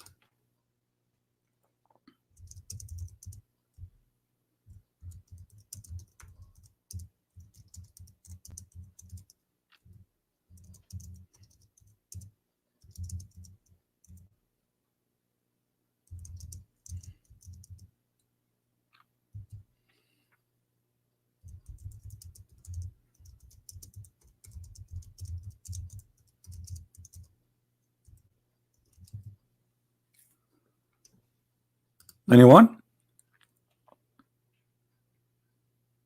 As you see, Islam is a very silly cult. You know, okay, this is my open challenge, nice challenge, a friendly challenge to the Muslims. You see, we Muslims, we love you, we really care for you. We don't hate you. We will never hate you. But this is my challenge. The Quran says in one of the verses the following.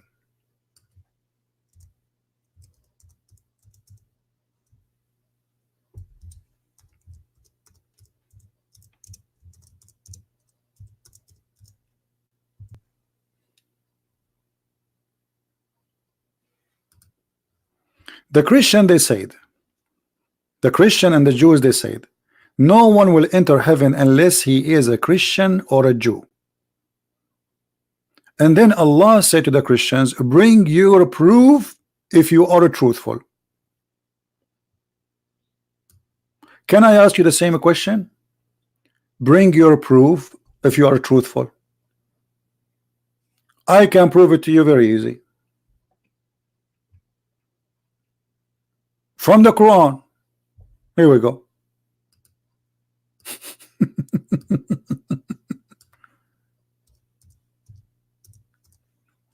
I do not even need to prove it to you. The Quran confirmed that the Christians, they go to heaven.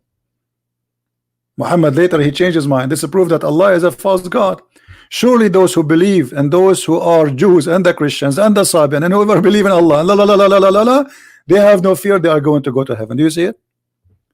So chapter 2 verse number 62 confirmed that Christian and Jews for sure go into heaven, and he add the star worship and the Sabian, which is proven to us again that Muhammad must be a false prophet, because how a star worshipper became in heaven?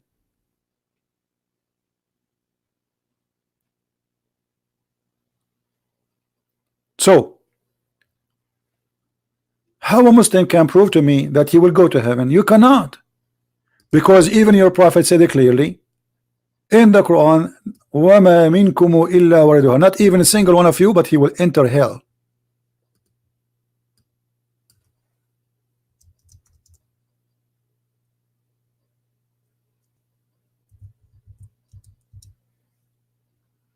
Hmm? 1971. And look at the translation. None of you but shall come to it. Is that true? No. 1971 interpretation. Here we go. What come to it? What do you mean come to it? It says wariduha. Wariduha does not mean come to it. They lie in the translation. Always. They cannot be truthful.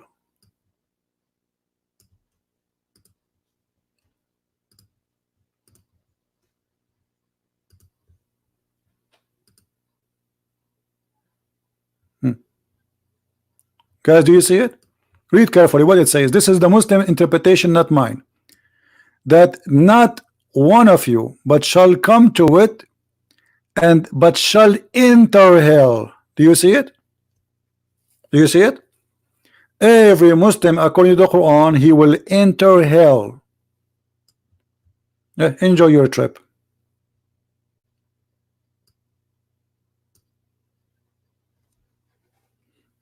And this is not my interpretation, and this is not my translation. This is the official government website of the Kingdom of Jordan. In the Hadith, Muhammad, he say the following.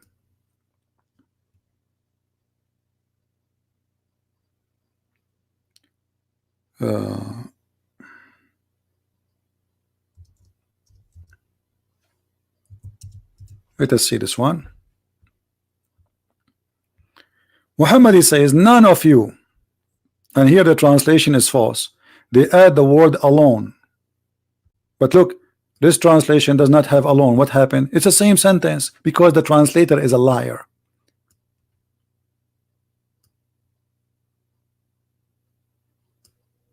Read it carefully. Allah Messenger said,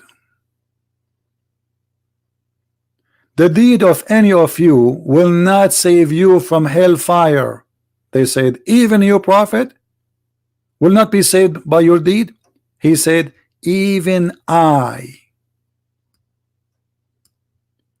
unless Allah he warp me with his mercy. Do you see it? So what do you mean in the Quran, the one who do good deed, the one who give Muhammad donation, Allah will double his reward, Allah will forgive him? It's a lie. He just said to them, all your deed will not save you.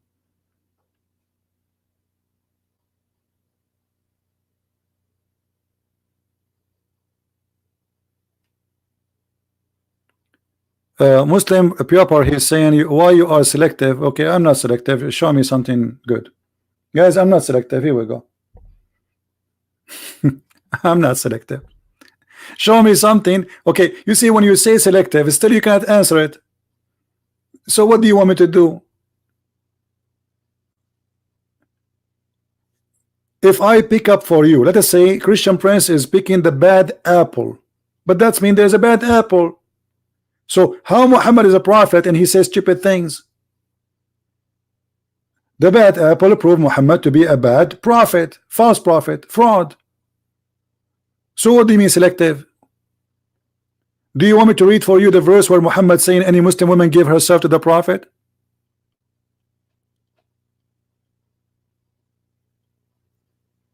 Okay, I'm not going to be selective. Who is a Muslim want to show me something good about Muhammad? Here we go. I'm going to take a break from bad stuff about Muhammad.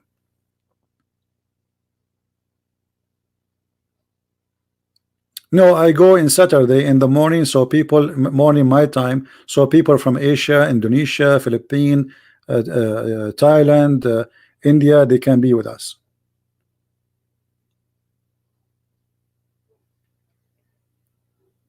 Who is a Muslim want to give me something positive about Muhammad? Like what? Like what? There's a guy, he wanna call me, his name is Iqbal. Okay, give me his ID, we will call him, no problem. Give me your ID, Mr. Iqbal.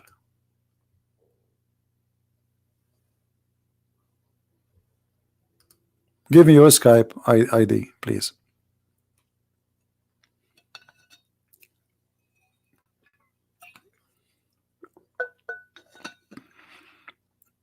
I know that people who their name is Iqbal, they have a lot of knowledge.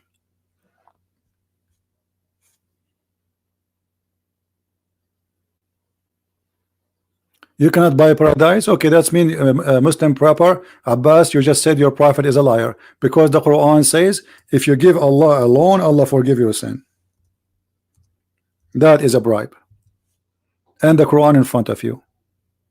What is the requirement to go to heaven? Read it carefully. Money. If you lend into Allah a goodly loan, He will double it for you. We go and we see Muhammad collecting money.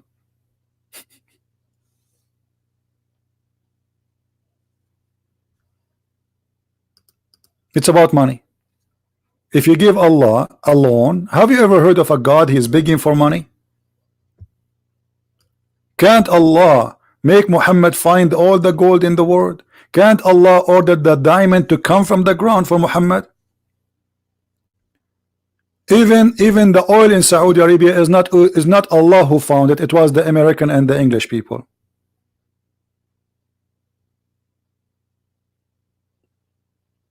You cannot bribe God. You can in Islam. Here we go.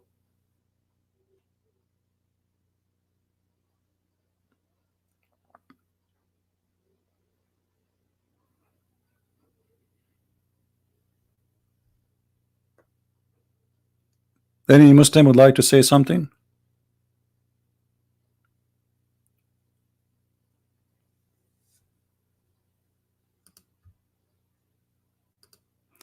Flesh, we don't have time for kids here.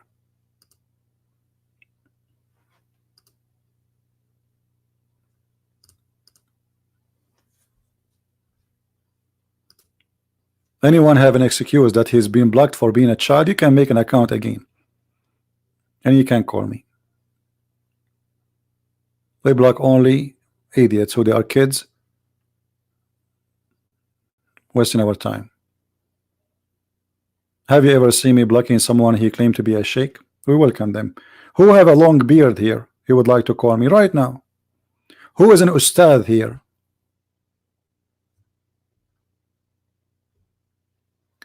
You are not a liar. That money is not for Allah. He does not need money to help the poor. Hold on, guys.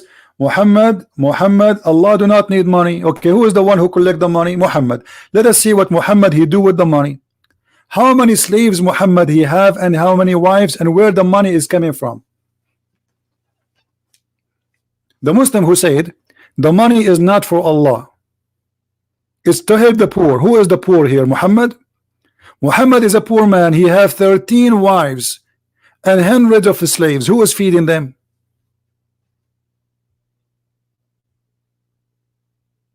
Who is the one? What is the job of Muhammad? What he do for living?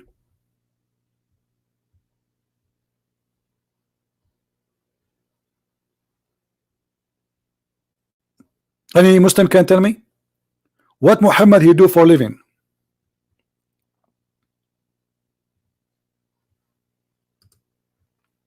Okay, I think Muhammad Iqbal is posting his Skype. Can you guys post it again? Can you post it again so we can see his Skype and we copy it?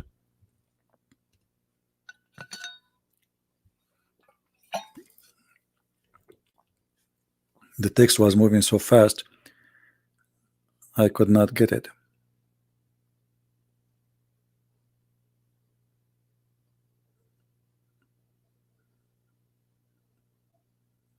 Iqbal, what is your ID, please?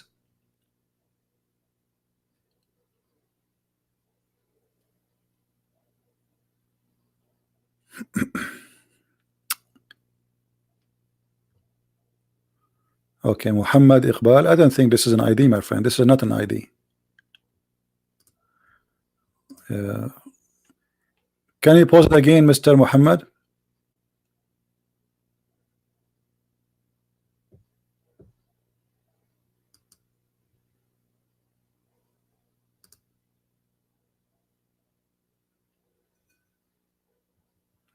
You call me, why you block me? How you can call me, you block you? You can make a new Skype if you are blocked as you claim. Stop making so why you are asking me to add you if you are saying I blocked you? And what is the proof that I blocked you? And I don't know you. I have tens of thousands of people are blocked. They send me stupid words, threat. You know, I block people because they are stupid. That's meaning you are one of them if you are blocked really. And if you really want to call, you can make a new Skype name in 2 seconds and call me. That is an excuse. It's a false excuse. Who is a prophet who is asking the women to asking Muslim to give donation, and the donation is women? Have you ever heard of a donation like this?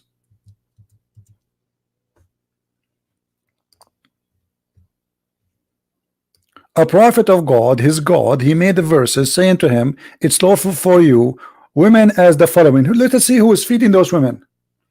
O prophet, your wives. Who is feeding the wives of Muhammad? What was the salary of Muhammad? To the point he have all those wives. I want to know how somebody in the world today, he's a poor man, yet he have many wives and he feed them all. And not only that, every woman she have a bunch of slaves to serve her. You see how poor Muhammad is? How many slaves every wife of the prophet they have? Very poor. And the verse in the front of you says your right hand possess. So you can't say there's none. Like the guy we called him, you know, the two sheikhs who called me, he says, show me where the prophet have slaves.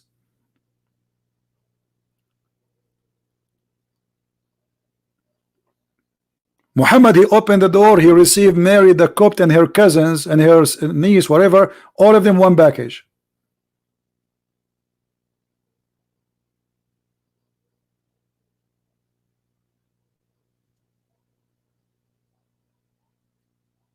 You see how poor he is? And then Muhammad, he asked women to give donation. What the donation? Give yourself to the prophet.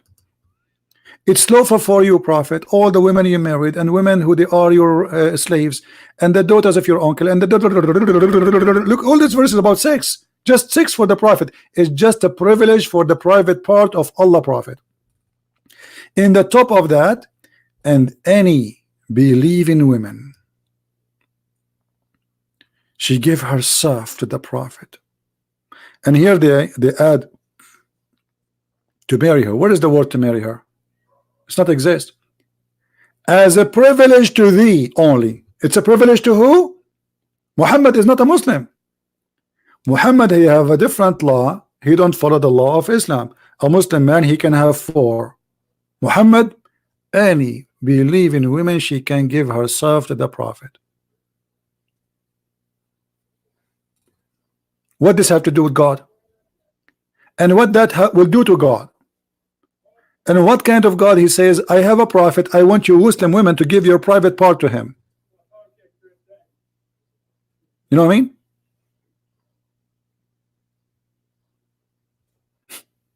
What does this have to do with God? What kind of God and what kind of a prophet? What kind of God? He says, hey prophet, hey women, Muslim women, I want you to give yourself to the prophet. Huh? Give yourself. But the guy is not a single. Like if Muhammad is trying to find a woman and he cannot find one and Allah is helping him, I will say, okay, I understand this guy is single. This guy already have tons of women, they are laying down in his bed. So what this verse is about? And any believing women, she offer herself.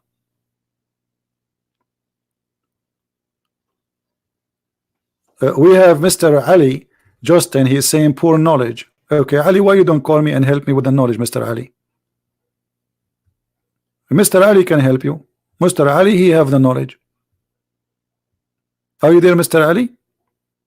What do you think about you call me and show me your knowledge? And then I will be happy to learn from your knowledge. Why you Muslims are hiding your knowledge from us?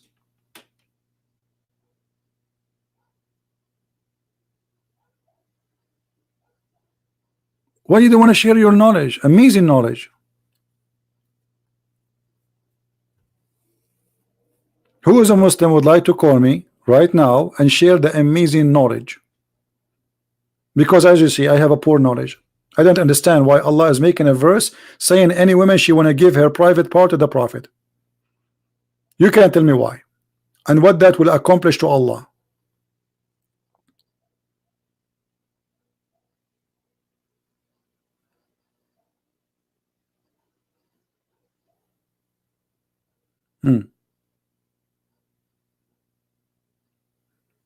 Anyone?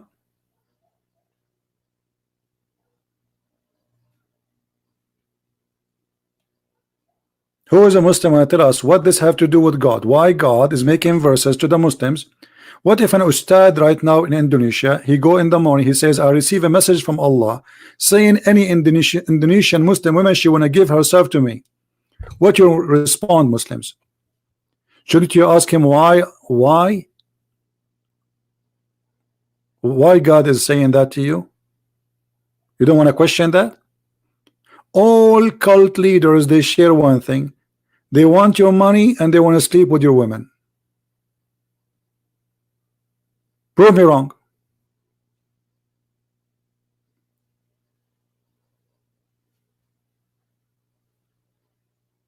Anyone?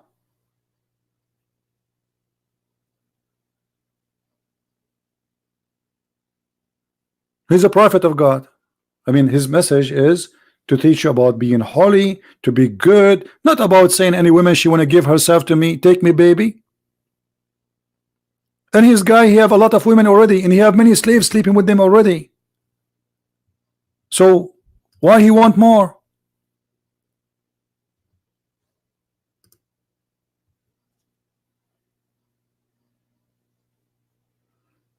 My friend, the Indonesian book is already out and we posted the link, and please download it from that link. People share when somebody asks, so you can download, and the link will disappear soon. So download the video, put it in your G drive and share it with your friends.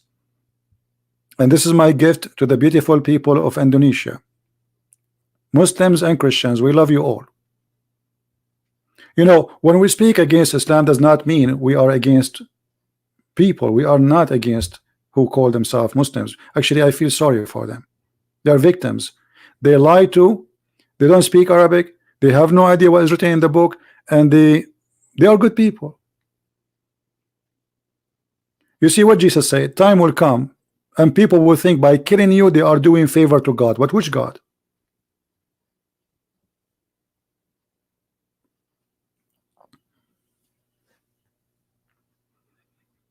Who is a Muslim when tell me why Allah is insisting that women should give themselves to the Prophet? What does have to do with God? A prophet who have already many women. What for?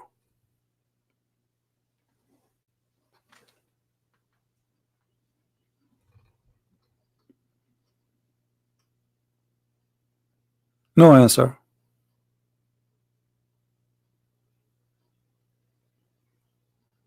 No answer.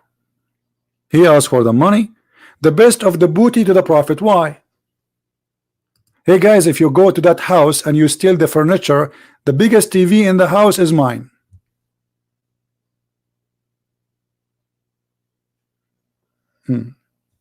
Why is that? Privilege to the Prophet. The fifth of every attack goes to the Prophet.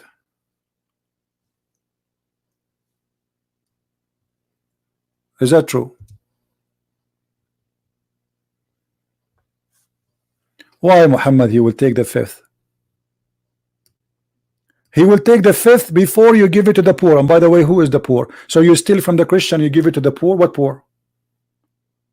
You should know that the fifth of the attack is to Allah and Allah apostle, and then after that is for the orphan and the kids. Do you see it?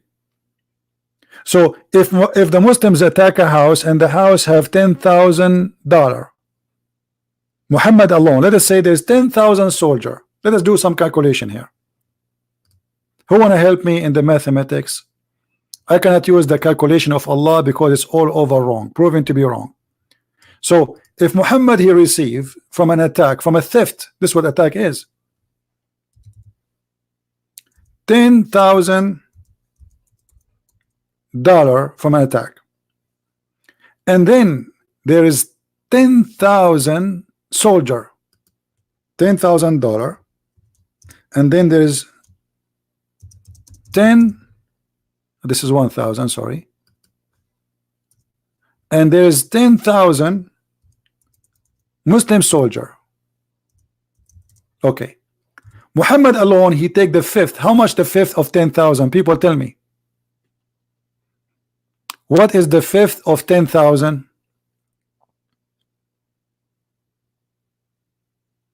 2,000 for Muhammad. Okay, now we have 10,000 men. We are going to divide the 8,000 left for them. What is the number? Somebody give me the number. 80 cents.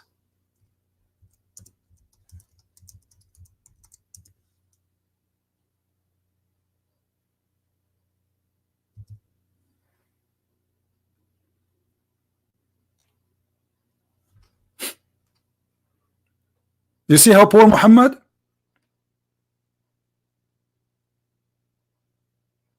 This is a great business. Muhammad is dead poor.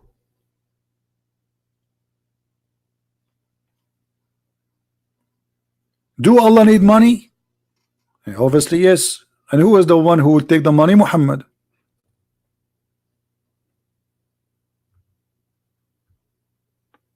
The fifth will be divided among the listen, the fifth, okay, hold on.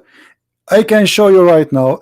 Anyone who speak Arabic, who is a Muslim, like those two guys who called me just 2 days ago, if you can call me, please call me right now, and I will make you see how the money of this is divided. It's a privilege to the Prophet, the best of the booty, the fifth of the booty, and women, and marrying without like parents, without witnesses. Even witnesses, there is no way to witness. You go to a woman in the bedroom, you say you are my wife if you are Muhammad. And all of this money, by the way, is a theft. Okay, I want to ask a proper, how you would divide the women you steal? The fifth, you said the fifth is to the poor, right? Okay, let us say you attack the Jews and now you took 500 women. How you divide those women and children's to the poor?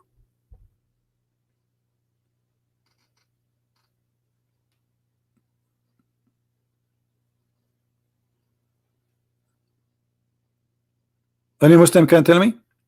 You are saying that this is a money will be given to the poor, claiming, okay, you attack, you have 1,000 women and 1,000 child. How you divide the percentage between Allah and the Muslims? Give me your thought, please.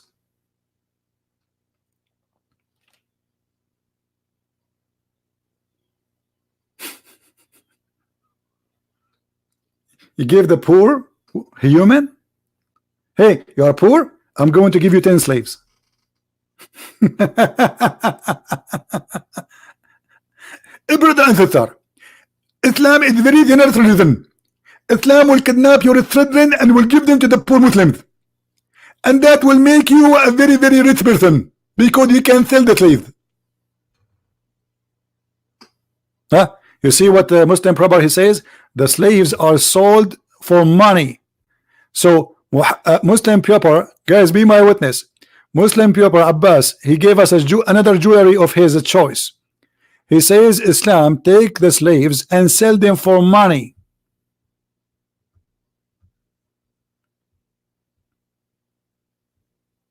Islam take the slaves and sell them for money. Women became slaves, and some will be sold, and the money will be spent on the poor.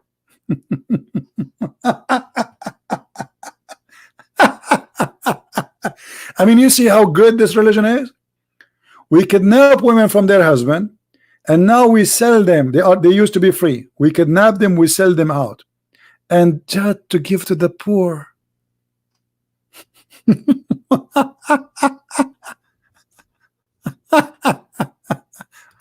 Oh boy. Anyway, this guy is just a kid anyway. I wish his parents they can speak to me. Do we have any Muslim would like to call me? Mayday, mayday. You see, we are trying to find any reason in really to find something truthful in those Muslim articles that Muhammad is really a prophet. We read the whole article, we find no proof of whatsoever. Allah supported him with miracles, evidence of people reason and understanding. What miracles? Like what? What miracles Muhammad he was supported with? Even the Quran says Muhammad have no miracles. Isn't the Quran says وَمَا مَنَعَنَا أَن نُرْسِلَ بِآيَاتِنَا. I'm typing in English. This is always happen.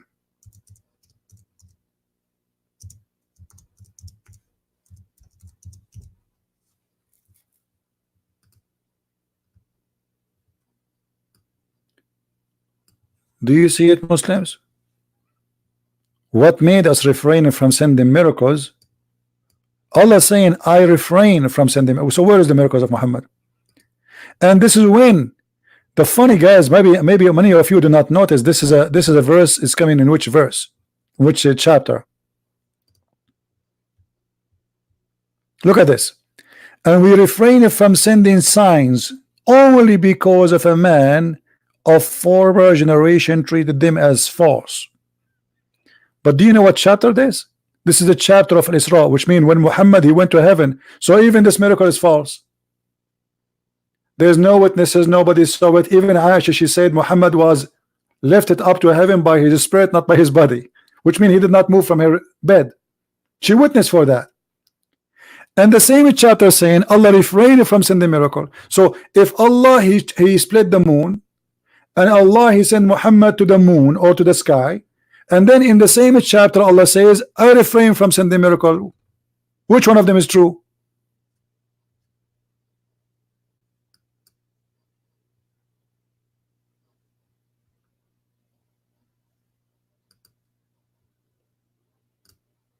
Which one of them is true?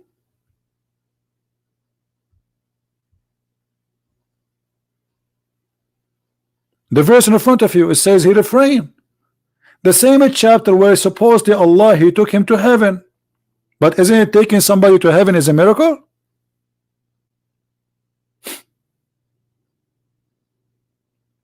So the same chapter saying that Muhammad he went to heaven, and by the way, it doesn't say even he took him to heaven. This is one of the stupid things in this book.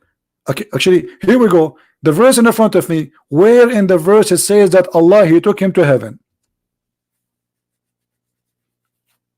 Have you ever heard of a crazy religion like this? Allah he mentioned he took him to the mosque, which supposedly the Muslim they claim the Aqsa is the one in Jerusalem. How come he forgot he took him to heaven? Where is the heaven? Which one is more important, to take him to a mosque or to take him to 7 galaxies? So that's mean the Quran is saying a story and the Muslim they tell us a story about Muhammad went to the heaven, because the Quran never says he went to heaven.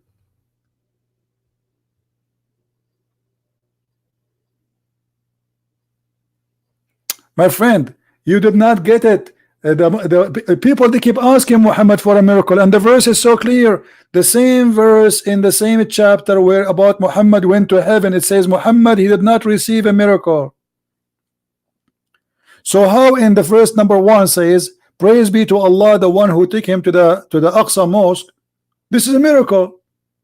Sending a flying mule, flying donkey with 2 wings, and he fly all the way to heaven, and then he go to Jerusalem. That is a miracle.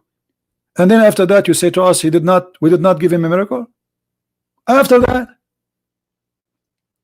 And where is the heaven here?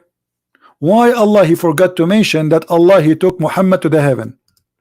Why Allah he saying he took him to the Aqsa mosque? That's it. That's what Allah miracle is. Where is the heaven?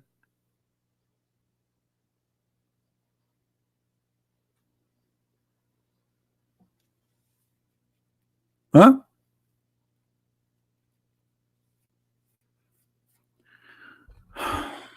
Any Muslim?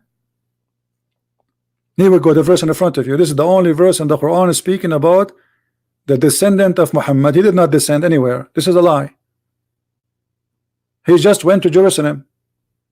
He did not go to heaven. This is the verse. Either you say that there is a mistake in the Quran, Allah he forgot to mention the heaven, which is more important than going to Jerusalem. Guys, which one is more important? To report to you that 2 months ago I went to Germany and I went to France and I went to many countries, or I went to heaven? What do you think? What do you think, people? Which one is more important? I say to you, 2 weeks ago I was in Germany, and I forget that 2 weeks ago I went to heaven in the same day. So it's stupid. The story proven Muhammad to be a false man. He forgot to add the heaven there. He forgot it.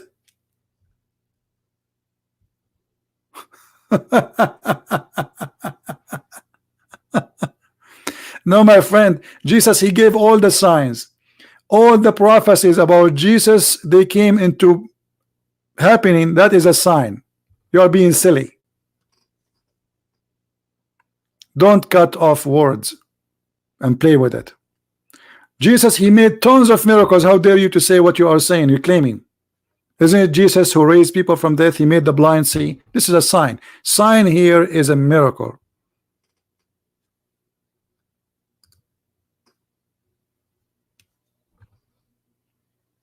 Where is the heaven? What happened?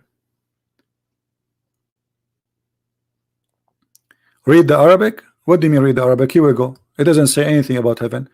سبحان الذي أسرى بعبده ليلا من المسجد الحرام إلى المسجد الأقصى الذي باركنا حوله لنريه من آياتنا إنه هو السميع البصير. Where is the heaven? I will shave my 20-foot beard if you show me the heaven. And if it's not there, you need to explain to me why Allah he forgot to mention something extremely important, taking Muhammad to heaven.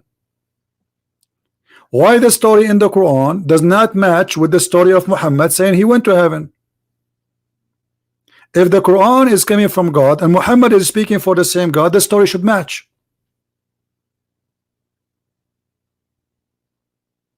Right?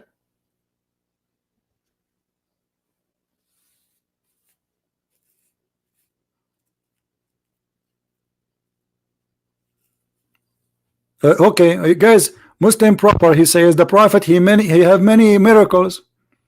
Okay, but the Quran says no. So which one you follow? Do you see the hypocrisy? This guy, he called me before many times. He says if the hadith is against the Quran, we don't take it, we don't accept it. No, he's doing the opposite. Isn't it the Quran says that Allah he refrained from sending miracles? So Allah he refrained from sending miracle. You say no, Allah did not refrain from sending miracle. So which one of them is true? Did Allah refrain or Allah did not refrain? So the hadith says, according to you, Muhammad, actually one of the miracle of Muhammad, he spoke to a dead lizard and he made him say shahada. Is that true, Mr. Muslim Pepper? Is that true that your prophet he made a lizard convert to Islam? Is that the miracle you're talking about?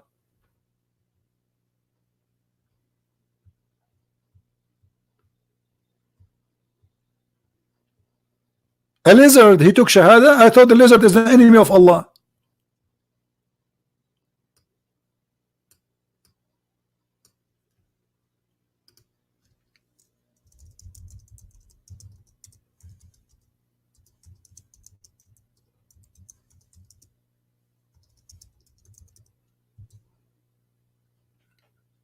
Any Muslim want to call me and tell me about the lizard who converted to Islam?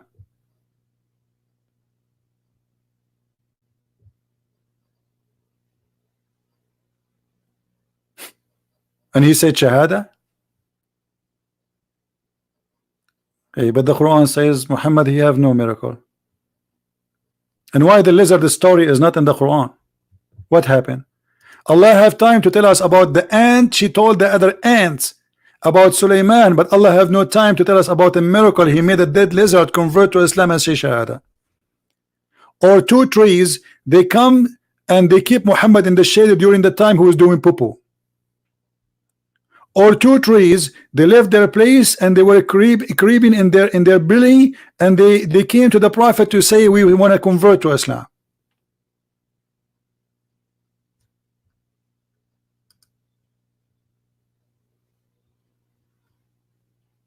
And by the way, why the trees they want to keep Muhammad in the shade during doing poo-poo? I mean, how long he is doing poo-poo? Let us say I sit under the tree to do poo-poo. Okay. How long? Because they are moving to keep him in the shade. That's mean Muhammad doing poo-poo like for 10 hours?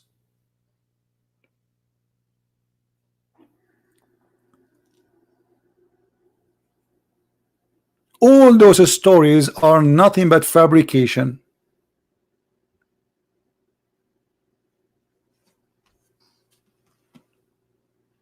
The Quran says Allah He refrain. So either we believe in the Quran. Allah keep repeating that they ask me about miracle. Say await and wait with them. We refrain. We never send. We will not send. And then they say to us, no, He have miracles. How the Muslim they say that the moon splitting is a miracle, which is the eclipse, which is funny. This is not moon splitting. And then they say to us that the Quran says Allah, and the verse came after it, Allah refrained from giving miracles.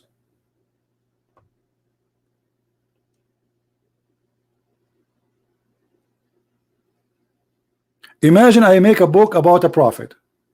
From page number 1 to page number 100, I'm saying the prophet, I'm quoting for you the prophet miracles. And the last statement in the prophet, I say to you, and Allah, He says, I refrain from sending miracles.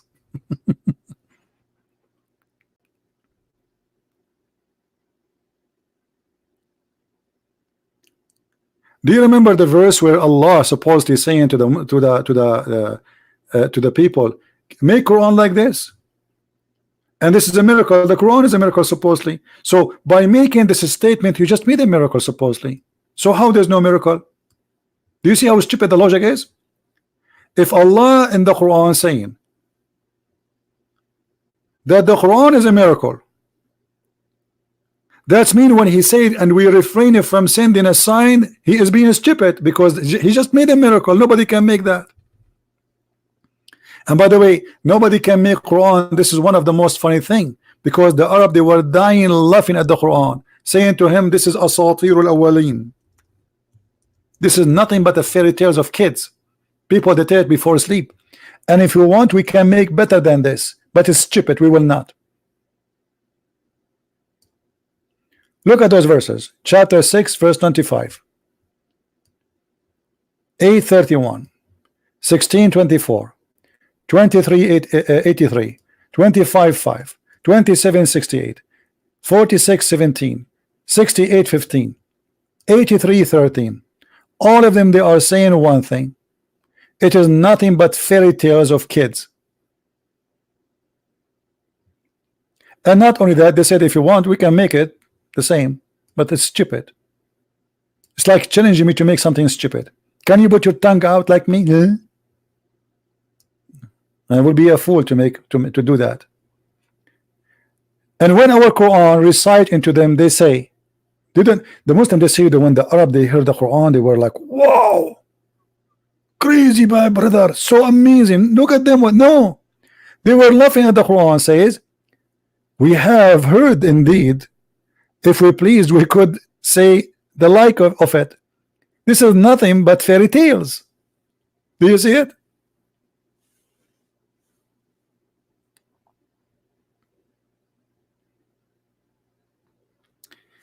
Anyway, one more time, for people who they are in Indonesia, today we give our book for free, which is Quran and Science in Depth in the Indonesian language only, for free, no other book, Indonesian language. And the admin will post the link for you. After I finish my broadcast, this link will not be active no more. then you have you Indonesian people, you have to share your own link. You post it in your G drive or whatever you want, and people they can, like I heard somebody saying he posted in Facebook, but the link will not be active there. The link will be taken, will be empty. I will delete the file from the drive. So you need to share the file in your own drive and share it with your friends. It's for free to have a drive sharing in Google. All right, so please download the book, because soon maybe I will go and make some food, something, and then I will take the link off. All right, so this is my gift to all the Muslims. This is my gift specifically to the Indonesian. I really care for you. I want to save you from the cult of Islam. Those who worship such a false god, they do not know what they are doing. And my Lord, He used us to warn you. Time will come and you will be questioned. Time will come and you breathe your last breathe, and you will find that there is no heaven of Allah, and there is no Allah, and Muhammad is a liar, and there is no sex in heaven, and heaven is not about sex, for God is holy. You will find that heaven is not a McDonald's restaurant where there's a French fries and yummy yummy. That is not God heaven. That is a restaurant. God heaven is not a refrigerator full of beer and wine. God heaven is not a bedroom. Women they are naked and their legs is open. Excuse my language. God heaven is not a pimp house. Jesus, he entered the temple and he kicked out the Jews who they are just selling in the yard, not in the temple, in the outside yard. He said to them, you made the house of my father a bazaar. You made the house of my father a market. Shame on you. Get out of here. You're a prophet. He made the house of his God a pimp house. That cannot be from God. God is holy, my friend. God is not a pimp. God will not give me a woman and he will describe to me even the size of their breast. What kind of God? What kind of God? He says to me, I will give you women with big boobs. What kind of God this God is?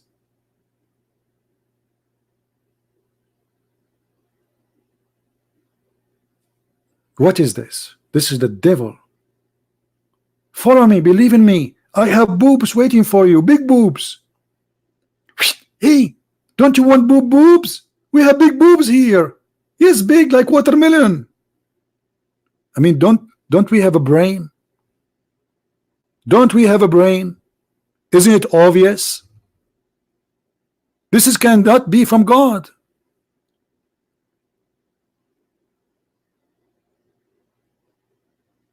Imagine I go right now in the street and he say, hey, I'm a prophet of God. If you believe in me, my God will give you a good big boobs.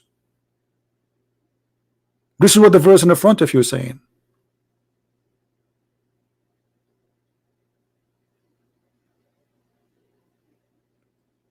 I am a Christian.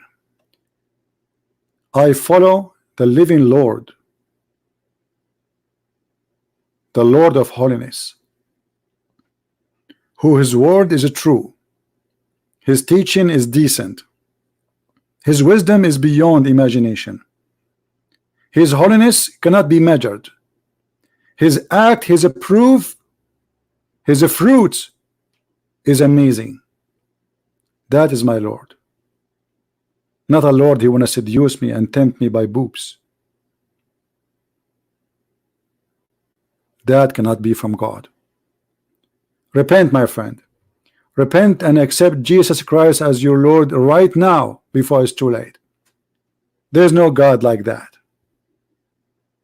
Just go and watch some porn channels if you want to get that. That is not God. God who promised me a cup of wine is silly God. A God who promised me a bracelet in my hand, a silly God. A God who promised me a couch, a pillow. What is that? A couch? One verse he says, I will give you a bracelet made of gold. Another verse says, I will give you a bracelet made of silver. And who in the world care for a bracelet of gold? And why a man will wear a bracelet of gold? You want to be pretty? So you are a man now in heaven and you want to be pretty. You put jewelries in your hands. Where do you want to put the bracelet? In your feet or in your hand? God who want to provide me with the Gucci. What kind of God this God is?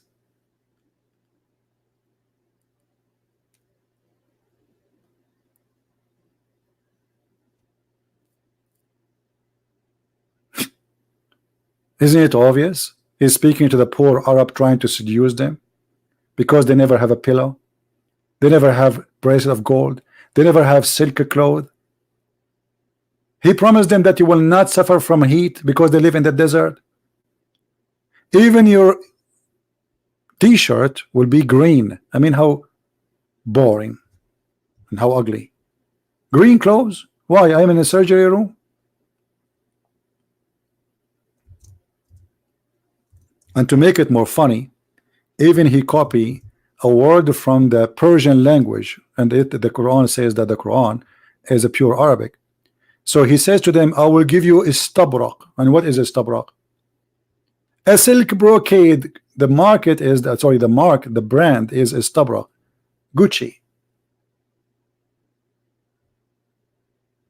And there in this heaven there will be women who nobody put his inside their this is God. The God is describing for me what is inside their private part. Who is a Muslim here when I say this is okay? What is inside their private part?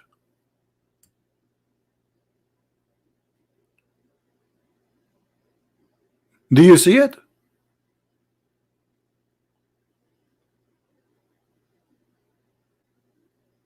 This is God.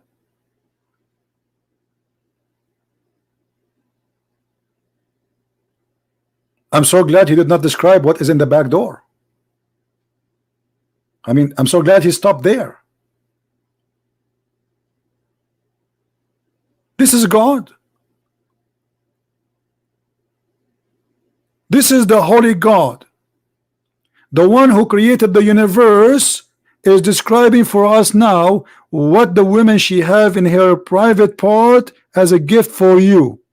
Hey, be happy. There's nobody was there before you. You are the one who will get the silk because he knew that those Arab, they enjoy such an act. And not only that, each time you have sex with them, Allah will make them again virgin. I mean, this is even cheating. You just slept with her. How stupid.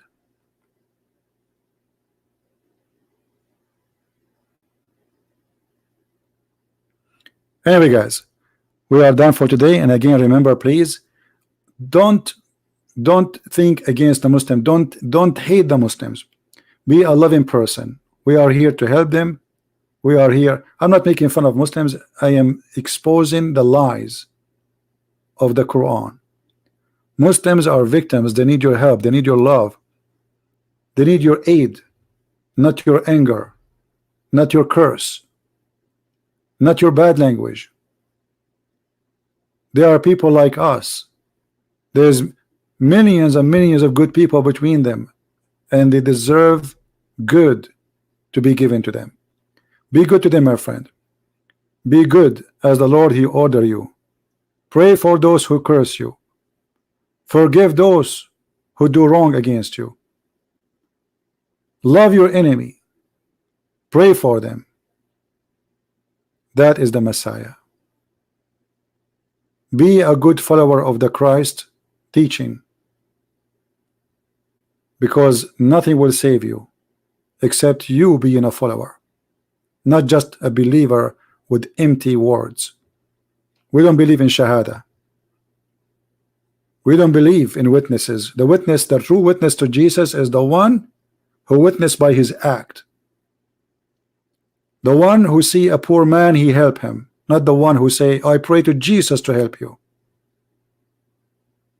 The one, if he sees somebody is injured, he is a Muslim, you help him, not the one who says, I pray to Jesus to help you. The one who, if he see an old person, he need help, he need food, he feed him, not I pray to God to feed you. The one who pray too much is hypocrite, for he did not do the act. His prayer is empty. It is a lie. It is just to take responsibility which is given to you. We don't believe in empty words. We don't believe in false God. The one who follow him, he follow his steps, and the steps of the Messiah is wonderful. Thank you very much for being here, and don't forget to download the video immediately, because we will not keep it there. Maybe in 2-3 hours from now we will take it down. And please, people who they are from Indonesia, this is the final chance to download the file of the book, and later you have to ask your friends about it. Quran and Science in Depth, my gift for you for free, and soon I will give more books for free, actually, in other languages. Thank you guys for being here. May the Lord have mercy on all of us. May the Lord open the eyes of the Muslims. May the Lord make us able to share our love with those Muslims, so they can see a different image of life. They can see that what Muhammad told them about the Christians is false. We are not evil. We love them. We love them as we love our own family. We love them to the point we want to save them. We love them to the point we spend our time speaking to them to be saved, not because we hate them. Be a messenger of God of love, for God himself is love. May the Lord bless you. Have a happy weekend. I will try to go again maybe later online today, if not maybe tomorrow. Christ is Lord and Islam is false. I mean to that, and see you soon. Thank you.